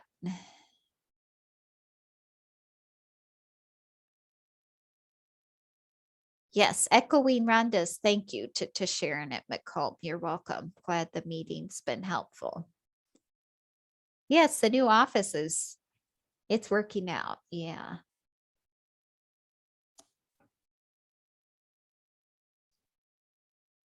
Okay, I'll push forward. We took our break. Okay, I will go ahead and turn it over to Kendall now. He'll talk to you about a plan for standardizing new item types possibly. So take it away, Kendall. Thank you. So at the previous couple of users groups meetings, during the discussion topics, it has arisen several times in the context of both reciprocity for holds and also making things easier for patrons, that perhaps it's time that RSA considers standards for things. And one of the things that was of particular interest was new items and new item types. And the idea that there is no real standard for what a new item type is or how long a new item should be new. And some people allow holds and some people don't. And some people catalog new things just as regular items, but they're willing to send them to other libraries. And there's just a whole slew of issues around it. So I thought, all right, well, before I come back to users group and talk about this, I need to do a little bit of research to see more information about this topic. So what you have in front of you right now is a screen that just shows what new item types we have. It's basically an overview of our new item types. And as you can see on here, we've got 20 item types in our system for new items, 2 of which we don't use. We stopped using anything AV several years ago because it was basically a catch-all category in a couple of libraries, but it was catch-all for different things. So some libraries used it for DVDs, others used it for videos, some people were using it for MP3s or CDs, and it caused problems for holds. And so since we have specific item types for AV, we said, please use DVD for DVDs, CDs for CDs, etc. Several years ago, Blu-ray 3D was going to be the big new hotness. And so we set up an item type for that. And then, of course, Blu-ray 3Ds went nowhere. So those 2 item types, I show them on the list here, but they are not in use anymore. So if you look at this, what I did was I ran a report to see how many libraries were using each of these item types. And as you can see, some of them are far more popular than others. And then the number of items currently cataloged with each of these item types. And then for when we're talking about reciprocity and holds, I said, well, okay, let me run through the 1,800 lines of the hold map and figure out how many libraries and how many branches don't allow holds at all. So that's the column there that says number of no holds libraries / branches. And then how many libraries only allow local holds only on these item types. And the reason why that's important is this. So there are, for item type book new, there are 51 library members in 56 branches that use local holds only for book new. And from a patron's perspective, what that means is if their library is local holds only, or even if their library was no holds only, if they go and try and place a hold on a title that has a book new item attached to it that their library doesn't own, it's not going to be allowed. The hold will be not allowed. That's for reciprocity purposes. So as you can see, there are some item types that are somewhat consistent, mostly among public libraries here, but somewhat consistent among who's doing no holds and who's doing local holds. So I thought, okay, well, that's all very interesting information and all good to know. But I wonder for myself, well, how, is this really a problem? Or is this just, we need to figure out and have everybody kind of use the same item types for things. So then I started digging a little deeper, and Erica, if you could advance me a slide, please. So this slide shows you those same item types for new item types, but distributed by number of items created in a year. And as you can see, of the 59,281 items in new item types, 40,000 of those were item created year of 2021. So, there's 19,000 items floating around out there that were created prior to 2021. And that was the first report I ran. And I thought, well, I wonder how far back they go. And as you can see, there are 100 items in our system that were imported into the new at the time, system in 2007 when we migrated to this system. There are still 100 item types with 100 items with new item type attached to them. And then the number of items grows a little bit more each year. And then at the bottom there, that last line is the number of libraries who have one of those 100 items. So there are 18 libraries that have a new something created in 2007 and 16 in 2008 and so on and so forth. And it gets bigger and bigger and bigger. 2019, we've got 65 libraries. 2020, we've got 68. So this is not necessarily an isolated thing. I think what this is a process that is not automated and relies on human beings to go back and change item types. But when you're talking about, we go back to patron reciprocity, we go back to holds, there are a lot of libraries that don't allow holds on items that have any new book attached to that item. So that 2007, 2008, 2009, 2010, those might be Harry Potter titles that have one item attached to them that's a new book. And that's going to block holds from being placed in RSA CAT by patrons. So we don't want that. There shouldn't be anything in the system over a year old that is labeled as new. Typically in schools, I understand in schools, a lot of times the materials that they bought for that school year, they want them to appear new the entire year. That makes sense, right? Especially in schools that don't buy a lot of things. Some of our smaller libraries, new items are held for a little longer than the big public libraries. And we've always allowed that. And it was kind of a, we'll set up the reports for you so that you get a list of all your new items that are 30 days, 60 days, 90 days, 120 days old, whatever, so that you can go back and recatalog them at whatever your library had determined that time to be. But I think what we can see here is that is not happening. So when I go back and I start talking to users group, what they were talking about in users group was, well, maybe we just need to have a standard where we say, these are the new item types that we will be using. So right now you'll notice we have new book and we have book new, which doesn't seem to make a lot of sense. We had that set up a long time ago because people were buying different copies and checking them out differently. I'm not sure that happens too much anymore. But the thought process going on at the last users group meeting was that there needs to be a standard for what is a new item and how long it is a new item and what item type it can be used for. And that way the holds and reciprocity will work better. And also it'll be a little cleaner in the catalog.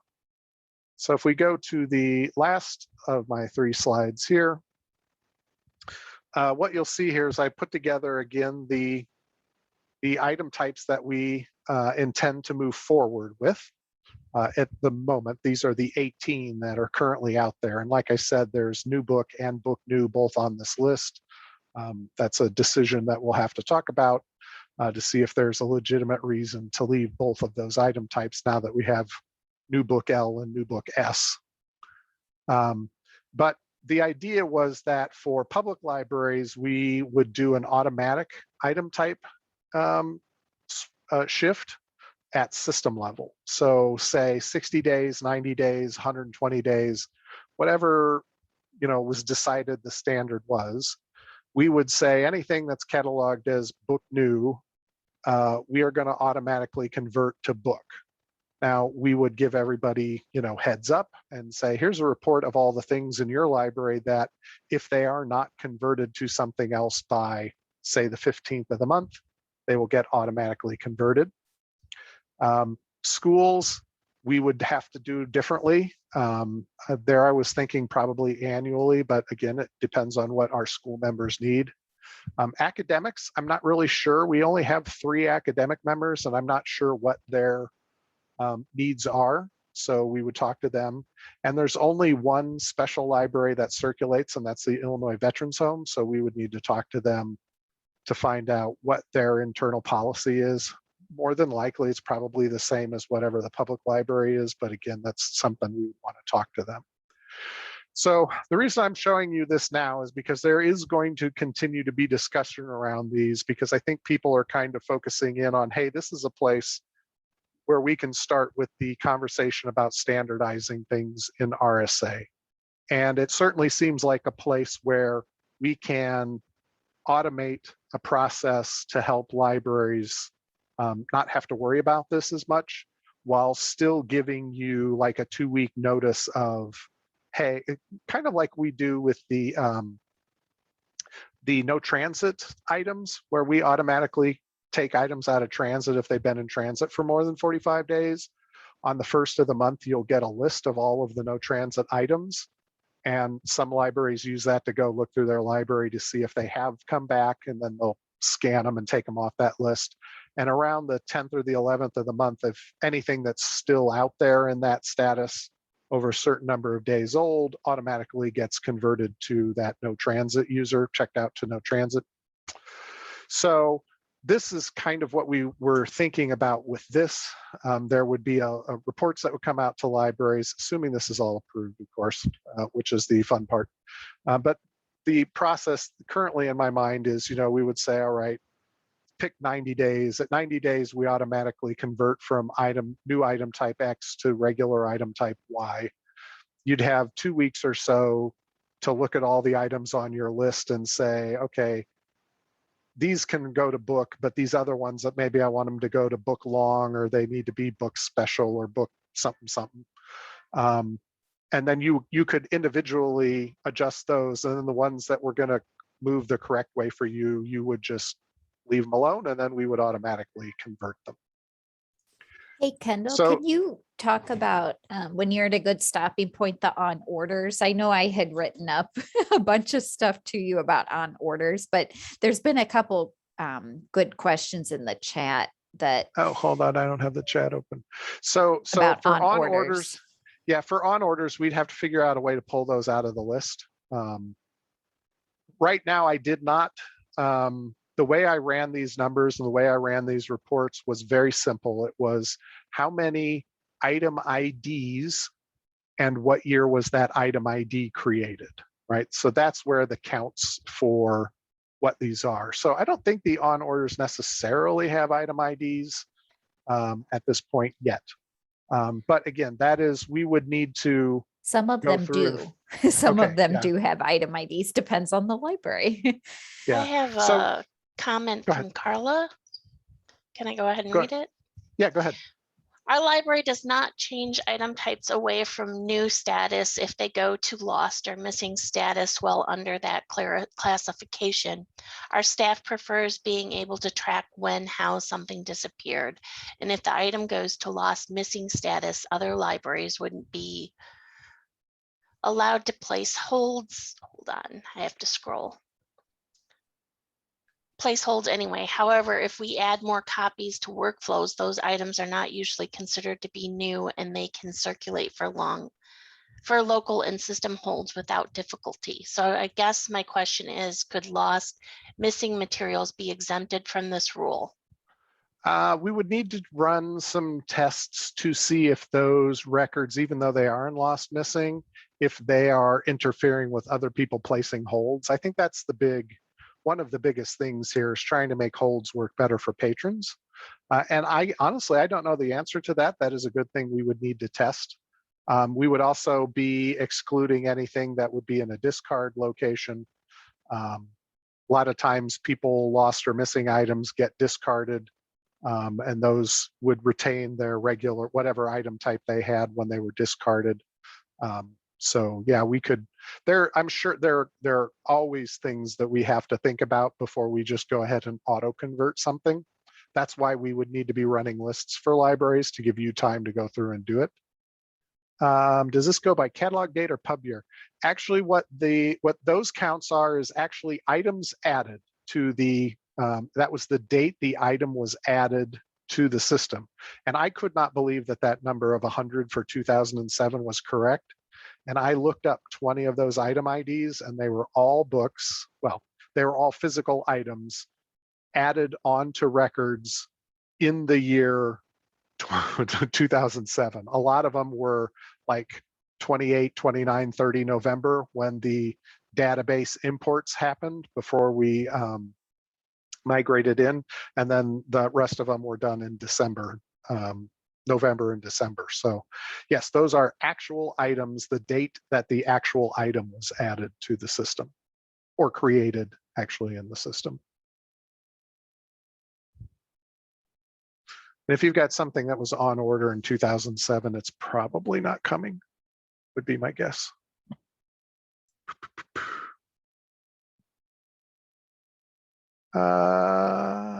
We don't use new item type. If you don't use new item types at all, it would not affect you in that basically what we're trying to do is fix the new item types.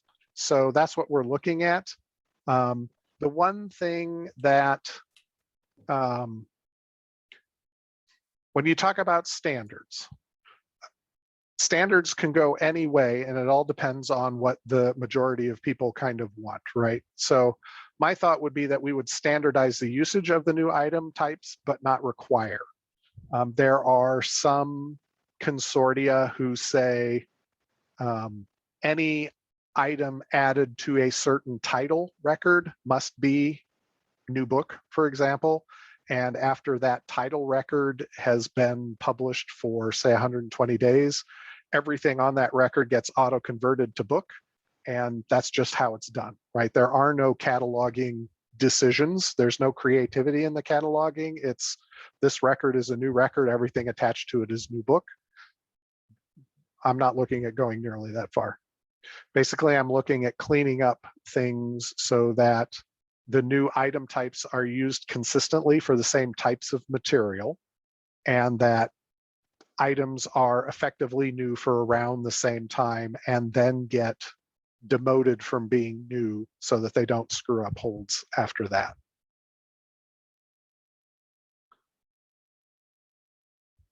Any other questions? What are next steps for this, Kendall? Since we're not near implementation, so what would be the next step?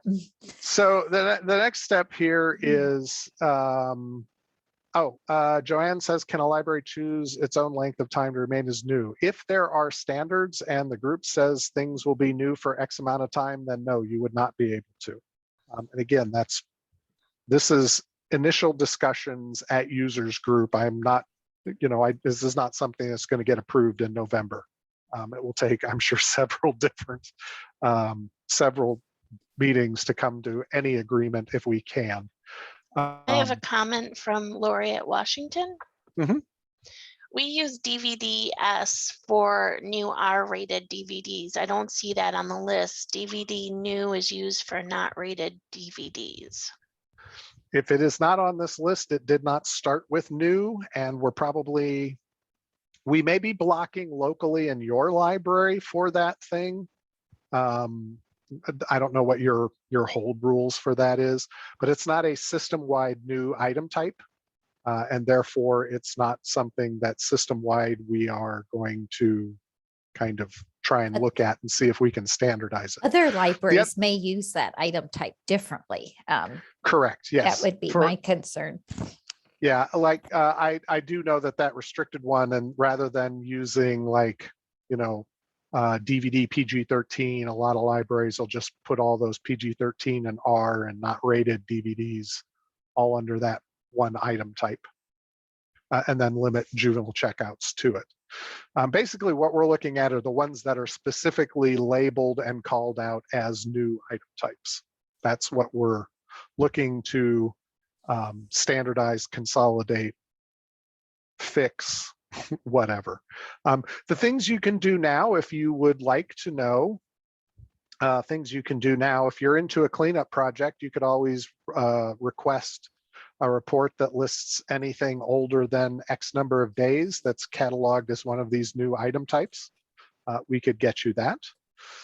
I have about 15 spreadsheets worth of data, not down to the item level, like listing out item IDs and titles, but like how many items per library, per year, per item type kind of thing, right? So we can run all those reports for you if you would like to do a cleanup, or at least look to see if you need to do a cleanup. Like I said, there are quite a few libraries that have these things.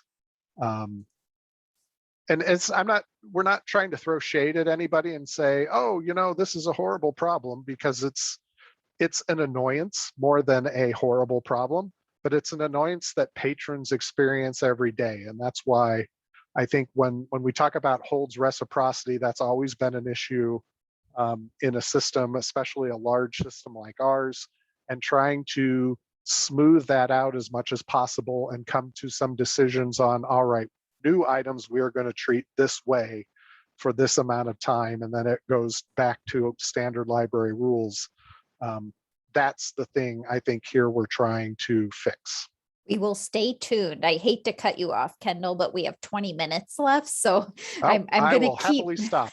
I'm going to keep moving through the agenda, but no, stay tuned, because like Kendall said, there is certainly more discussion that's needed on this topic. So users group will continue, and then we'll have Kendall come back to and share an update on this when it moves further along. Yeah, thank you, Kendall. Again, sorry for cutting you off.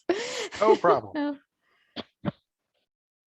Okay, so we'll push forward here to Jane. She'll talk about some things in terms of brief records and how we're doing something different for some of them with OCLC records. So take it away, Jane. Okay, I've got my video on, but if I turn it off real quick, it's because I'm having internet issues. I'm like, okay. Of all Thank the you, days to have Xfinity. unstable flashing at me. I'm like, okay, I get it. The internet Okay. gods are against you. Yeah, so we do have a new process, and that was developed because, as you know, libraries sometimes want their items cataloged in workflows, but they don't want to interlibrary loan them through OCLC WorldShare. And we do catalog the items so that they include little more than the bibliographic description and author and title, ISBN. And of course, we do that so that patrons and library staff have a better understanding of the contents. So we did come up with a solution or process too that might make this a little more kind of speed up the process. We're hoping anyway that it's going to be proved to be a little more efficient in the future. I'm hoping. And that is, we use the OCLC if it has an OCLC record. So it's not some binge box that you have put together or a kit that you've added a lot of different items to. But let's say it's a kit that you purchased from Penworthy, or anyway, or maybe it's just a book and you want it to circulate in a special collection. So what we're doing is we're calling it, or it looks like Erica is calling it OCLC like brief records. So we are taking the OCLC record and we are stripping some things out of it before we import it. And so anyway, you'll be able to identify these by when you come across them. You might think, what is this? It will still have the same format that our brief records that RSA creates will have, and that's that format of uppercase, the title in all uppercase. And of course, the record format will either be brief or, mixed material, brief, or, the any of those listed there. And it will also, you'll be able to see the title control number in the 001 field.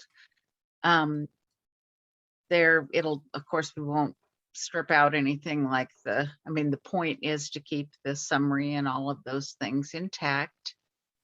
As much of the bibliographic description as possible. I'm so sorry. I'm getting no, that's okay. I'm happy here. I'm Is sorry. there something else she wants me to say about this? Oh gosh. I'm trying to marry. Is anybody getting sick yet? No, you're okay on time. I'm trying to marry my notes to Erica's slide. So anyway, let's see what else she has here. Oh, okay. So you will see the title control number in the 001 field, but if you look on the control tab, you will not find the title control number there. It does not update, so it won't update. I'll have you go to the next slide if I've covered everything on there. I think I have. Okay. Also on these records, you will find a local, a 590 field with that local note that says, hey, this description, or an OCLC bibliographic description was used as the basis for the enhanced brief record. And you'll see the initials of whoever brings it in and the date, etc. And as I said, the title control number, we do alter it on the control tab so that your library's holdings aren't updated through OCLC. Oh, it's actually the record format that does it. Oh, okay, the brief record format. Oh, okay, good. Yeah. We do change the title control number though, too, so that it prevents other issues from happening. Erica, do you want me to show one of these? I have. Yes. Yeah, there's time. Go ahead. Okay. Let's see. I think I have the meeting set up so you screen. can screen share. This will stop other screen sharings. Yes, that's fine. Share. Hello, there we go. Yep. So you can see on the record here, if of course there's all kinds of things from Zoom all over my screen, so I can't hardly see it. So you can see there is an 001 up here, and it has the OCLC number. You can see the title control, or I mean the title control. The title is in all capitals, as we do for all of our brief records. If we scroll down here, you'll see the note in the 590, letting you know that an OCLC record was used. We used the bibliographic description as the basis for our enhanced brief record. And that's about it. As I said, on the control tab, you can see that we have changed the control number there, even though you can find the OCLC number in the 001. So that is what it looks like.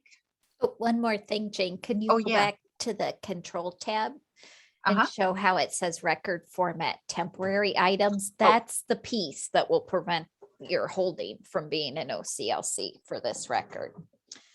Okay, good deal. Yep. So there it is, temporary item. And I just, as I said, I select one of the formats that you have listed there on the slide. The jury is still out if this is faster or not, but like Jane said, we're hoping. Yes, keeping our fingers crossed that this is a more efficient way to do some of the brief records. I mean, it won't apply to records that are binge boxes or things, kits that you put together, get creatively put together. And a lot of people have like kits for teachers and stuff that are really nice.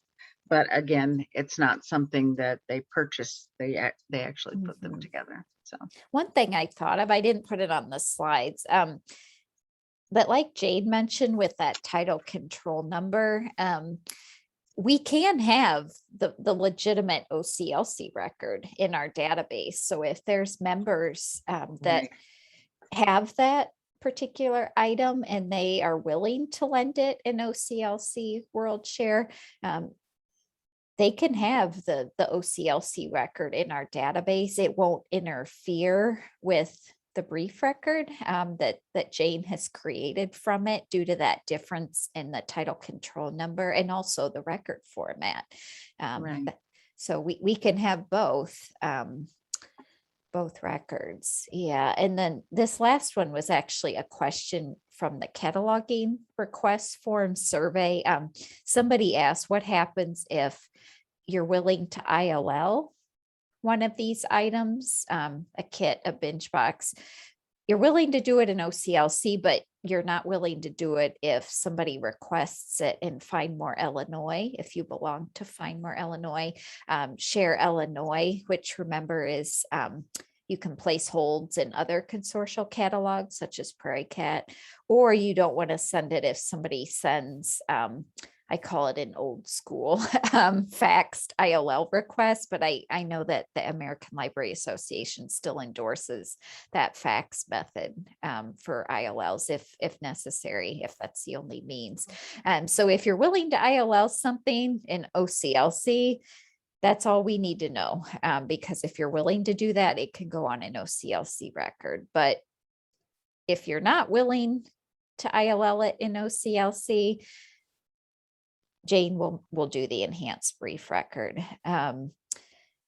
You would just need to deflect ILLs for items that you may receive ILLs for that you don't want to send, whether it's Find More, Share Illinois, or faxed ILL.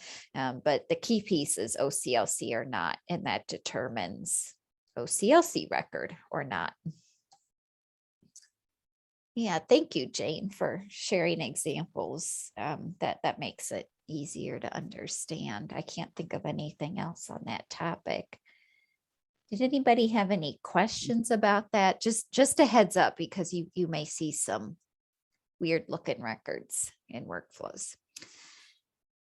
Yeah, I will say that people just need to look at them very closely if they are thinking that they want to attach, and of course look at the title, because some libraries have their, depending on the situation, you'll see the name of the library in the title. So like Beardstown has a lot of items in a home school resource library that they got a grant for.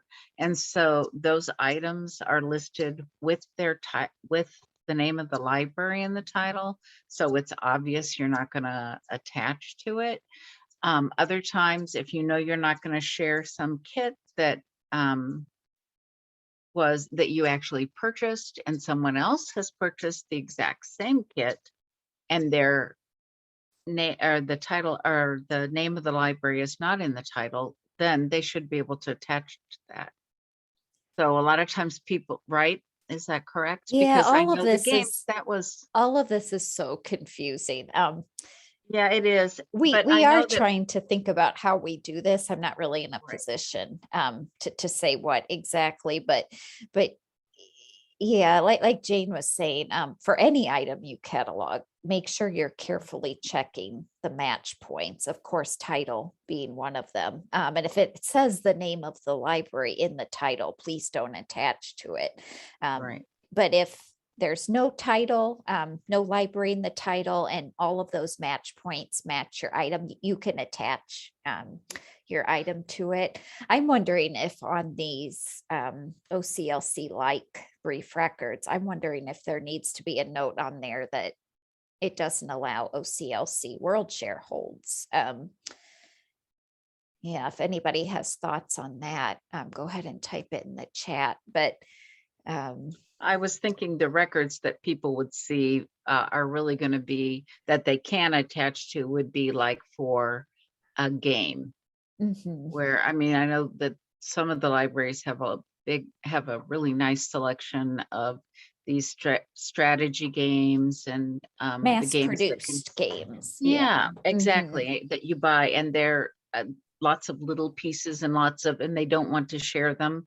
Mhm. And so we do put those in, and I put game in the title of the game without the title of the library, Right. simply because it would make no It's sense mass-produced. to have Yeah. multiple Mhm. of those records in there. So other people, so in that case, and if you ever have a question about how you would attach or can you attach, you can always submit it. So It is very confusing, I know, with how we do the titles, and there's been a couple recent questions that have got us start to think more along these lines. But yeah, like Jane said, if the library's mentioned in the title, don't attach, and then just make sure you're carefully looking at match points and reaching out if you're unsure if you should attach to it or not. Yeah.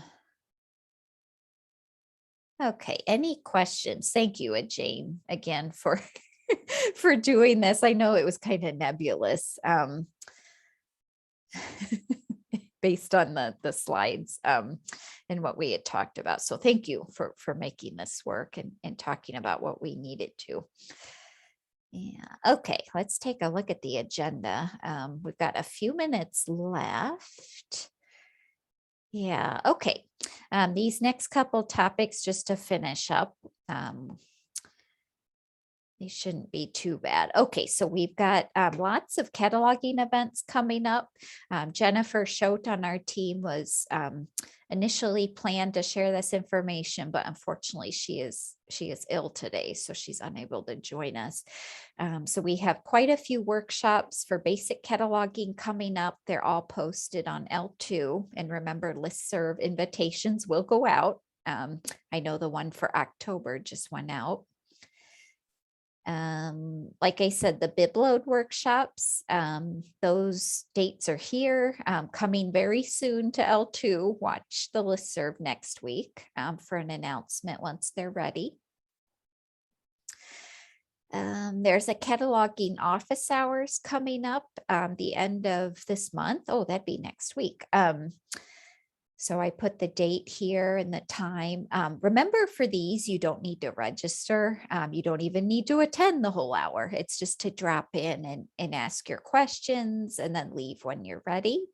So closer to the office hours, either Jennifer or Rhonda will share the Zoom link if you're interested in coming and want to ask questions or just chat with other libraries or other RSA staff. Then we've got some upcoming cataloging events, the online with the CMC webinars that Pam told you about at the beginning of the meeting. The RDA audio and video training course she talked about. So remember all of these. We'll remind you on the RSA listserv closer to the events. The member update is happening next Thursday, the 30th in the morning. There was a blurb in there. I know Nancy is going to be sharing some more information, much like she did with us, about what she's working on in terms of cataloging support, that specialized service. So if that might be something you're interested in, she'll talk about that, but that would not be the full 2 hours. I know they're planning on a variety of topics. And then there's a couple webinars coming up about diversity and inclusion for the library collection. So I put information here, and I'll see if we can do listserv posts about these in case our members might be interested. We've got quite a few new home locations that were created since February. Remember, these slides will be accessible as part of the archive from this meeting. So we've got lots listed here.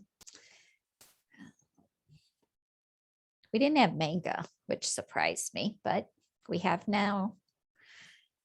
We renamed some of them to try and make them a little bit clearer about the scope for young people. We have quite a few item category 4s we created since February. Again, these will be on the listserv, on the support site with these slides. There's some more. Quite a few item cat 5s since the February meeting.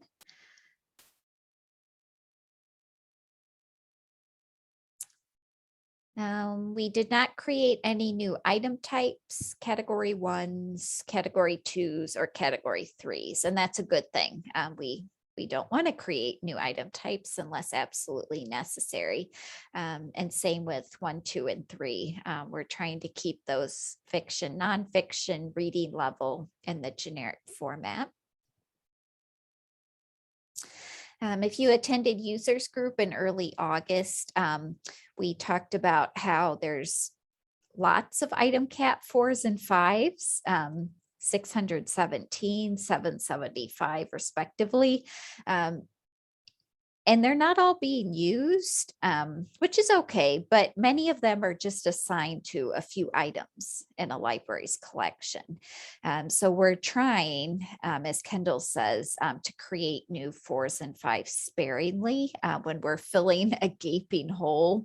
And we want to make sure we're creating cat 4s and 5s for what I call a crowd.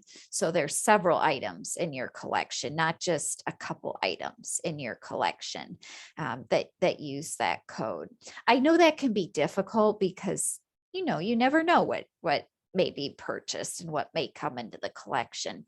But we want to try and create these codes for things that you anticipate having a sizable number of items they would apply to. Onesie, twosies, they aren't helpful because there's just a couple items assigned those. It really isn't reflective of major genres, subgenres in your collection. And remember, 4s and 5s do not replace subject or genre headings. I know in the past there's been confusion about, well, I need to assign these, it's the subject, it's the genre, there's nothing else to tell the patron. No, remember there's good quality description on the bibliographic record that has subject and genres, and those are searchable separate from 4 and 5. Of course, if you have the energy or the time to do a cleanup, you can always run a report or submit a report request if you want to see the item cat 4s and 5s you're using, and maybe try to clean up some of the onesie twosies that are just assigned to a couple items. So keep that in mind if if you'd like to do some tidying up. Just a couple things about service anniversaries. I know I celebrated mine 12 years back in March. Lisa celebrated hers 4 years in July. If you had a service anniversary since February 4th and you'd like to share, please go ahead and type it in the chat so we can recognize you. I know we're a little bit short on time, so I think I'll leave this. We're actually right on time to end here. I think I'll leave this as homework, actually. If there's anything you recently accomplished, personal, professional, that you may like to share, if there's anything especially irksome when you're cataloging, whether it's RSA related or not, if you'd like to share in the chat, please go ahead. But I know, like I said, we're right at time here, and this is certainly a topic we can revisit at our next meeting in November. Oh, congratulations to Erin at Illinois Prairie, 20 years this month. Oh, Becky, way to go, 40 years at Peoria earlier this month. Wow, that'll be hard to top, won't it? 40 years. Well, congratulations. Yeah. Any successes anybody wants to share? Anything going well? Oh, 46 years. Way to go, Melody.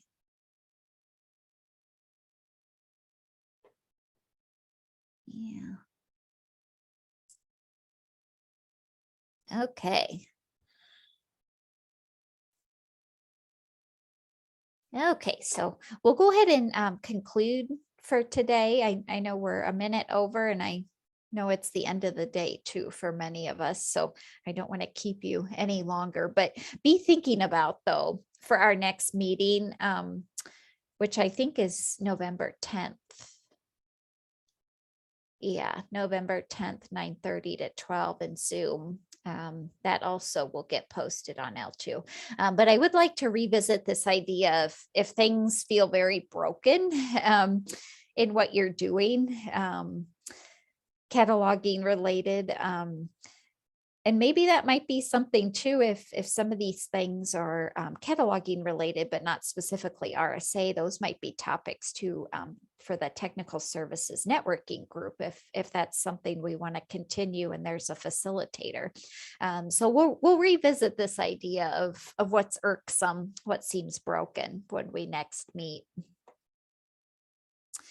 Okay, thank you again for joining us today. Thank you for staying a couple minutes over. Remember to contact us at the help desk, help@rsanfp.org, or the 800 number if you have any questions or concerns. If you digest and you think, wait a minute, that was mentioned, maybe I need to get some more information on that. So please do reach out to us. We're certainly glad to help you.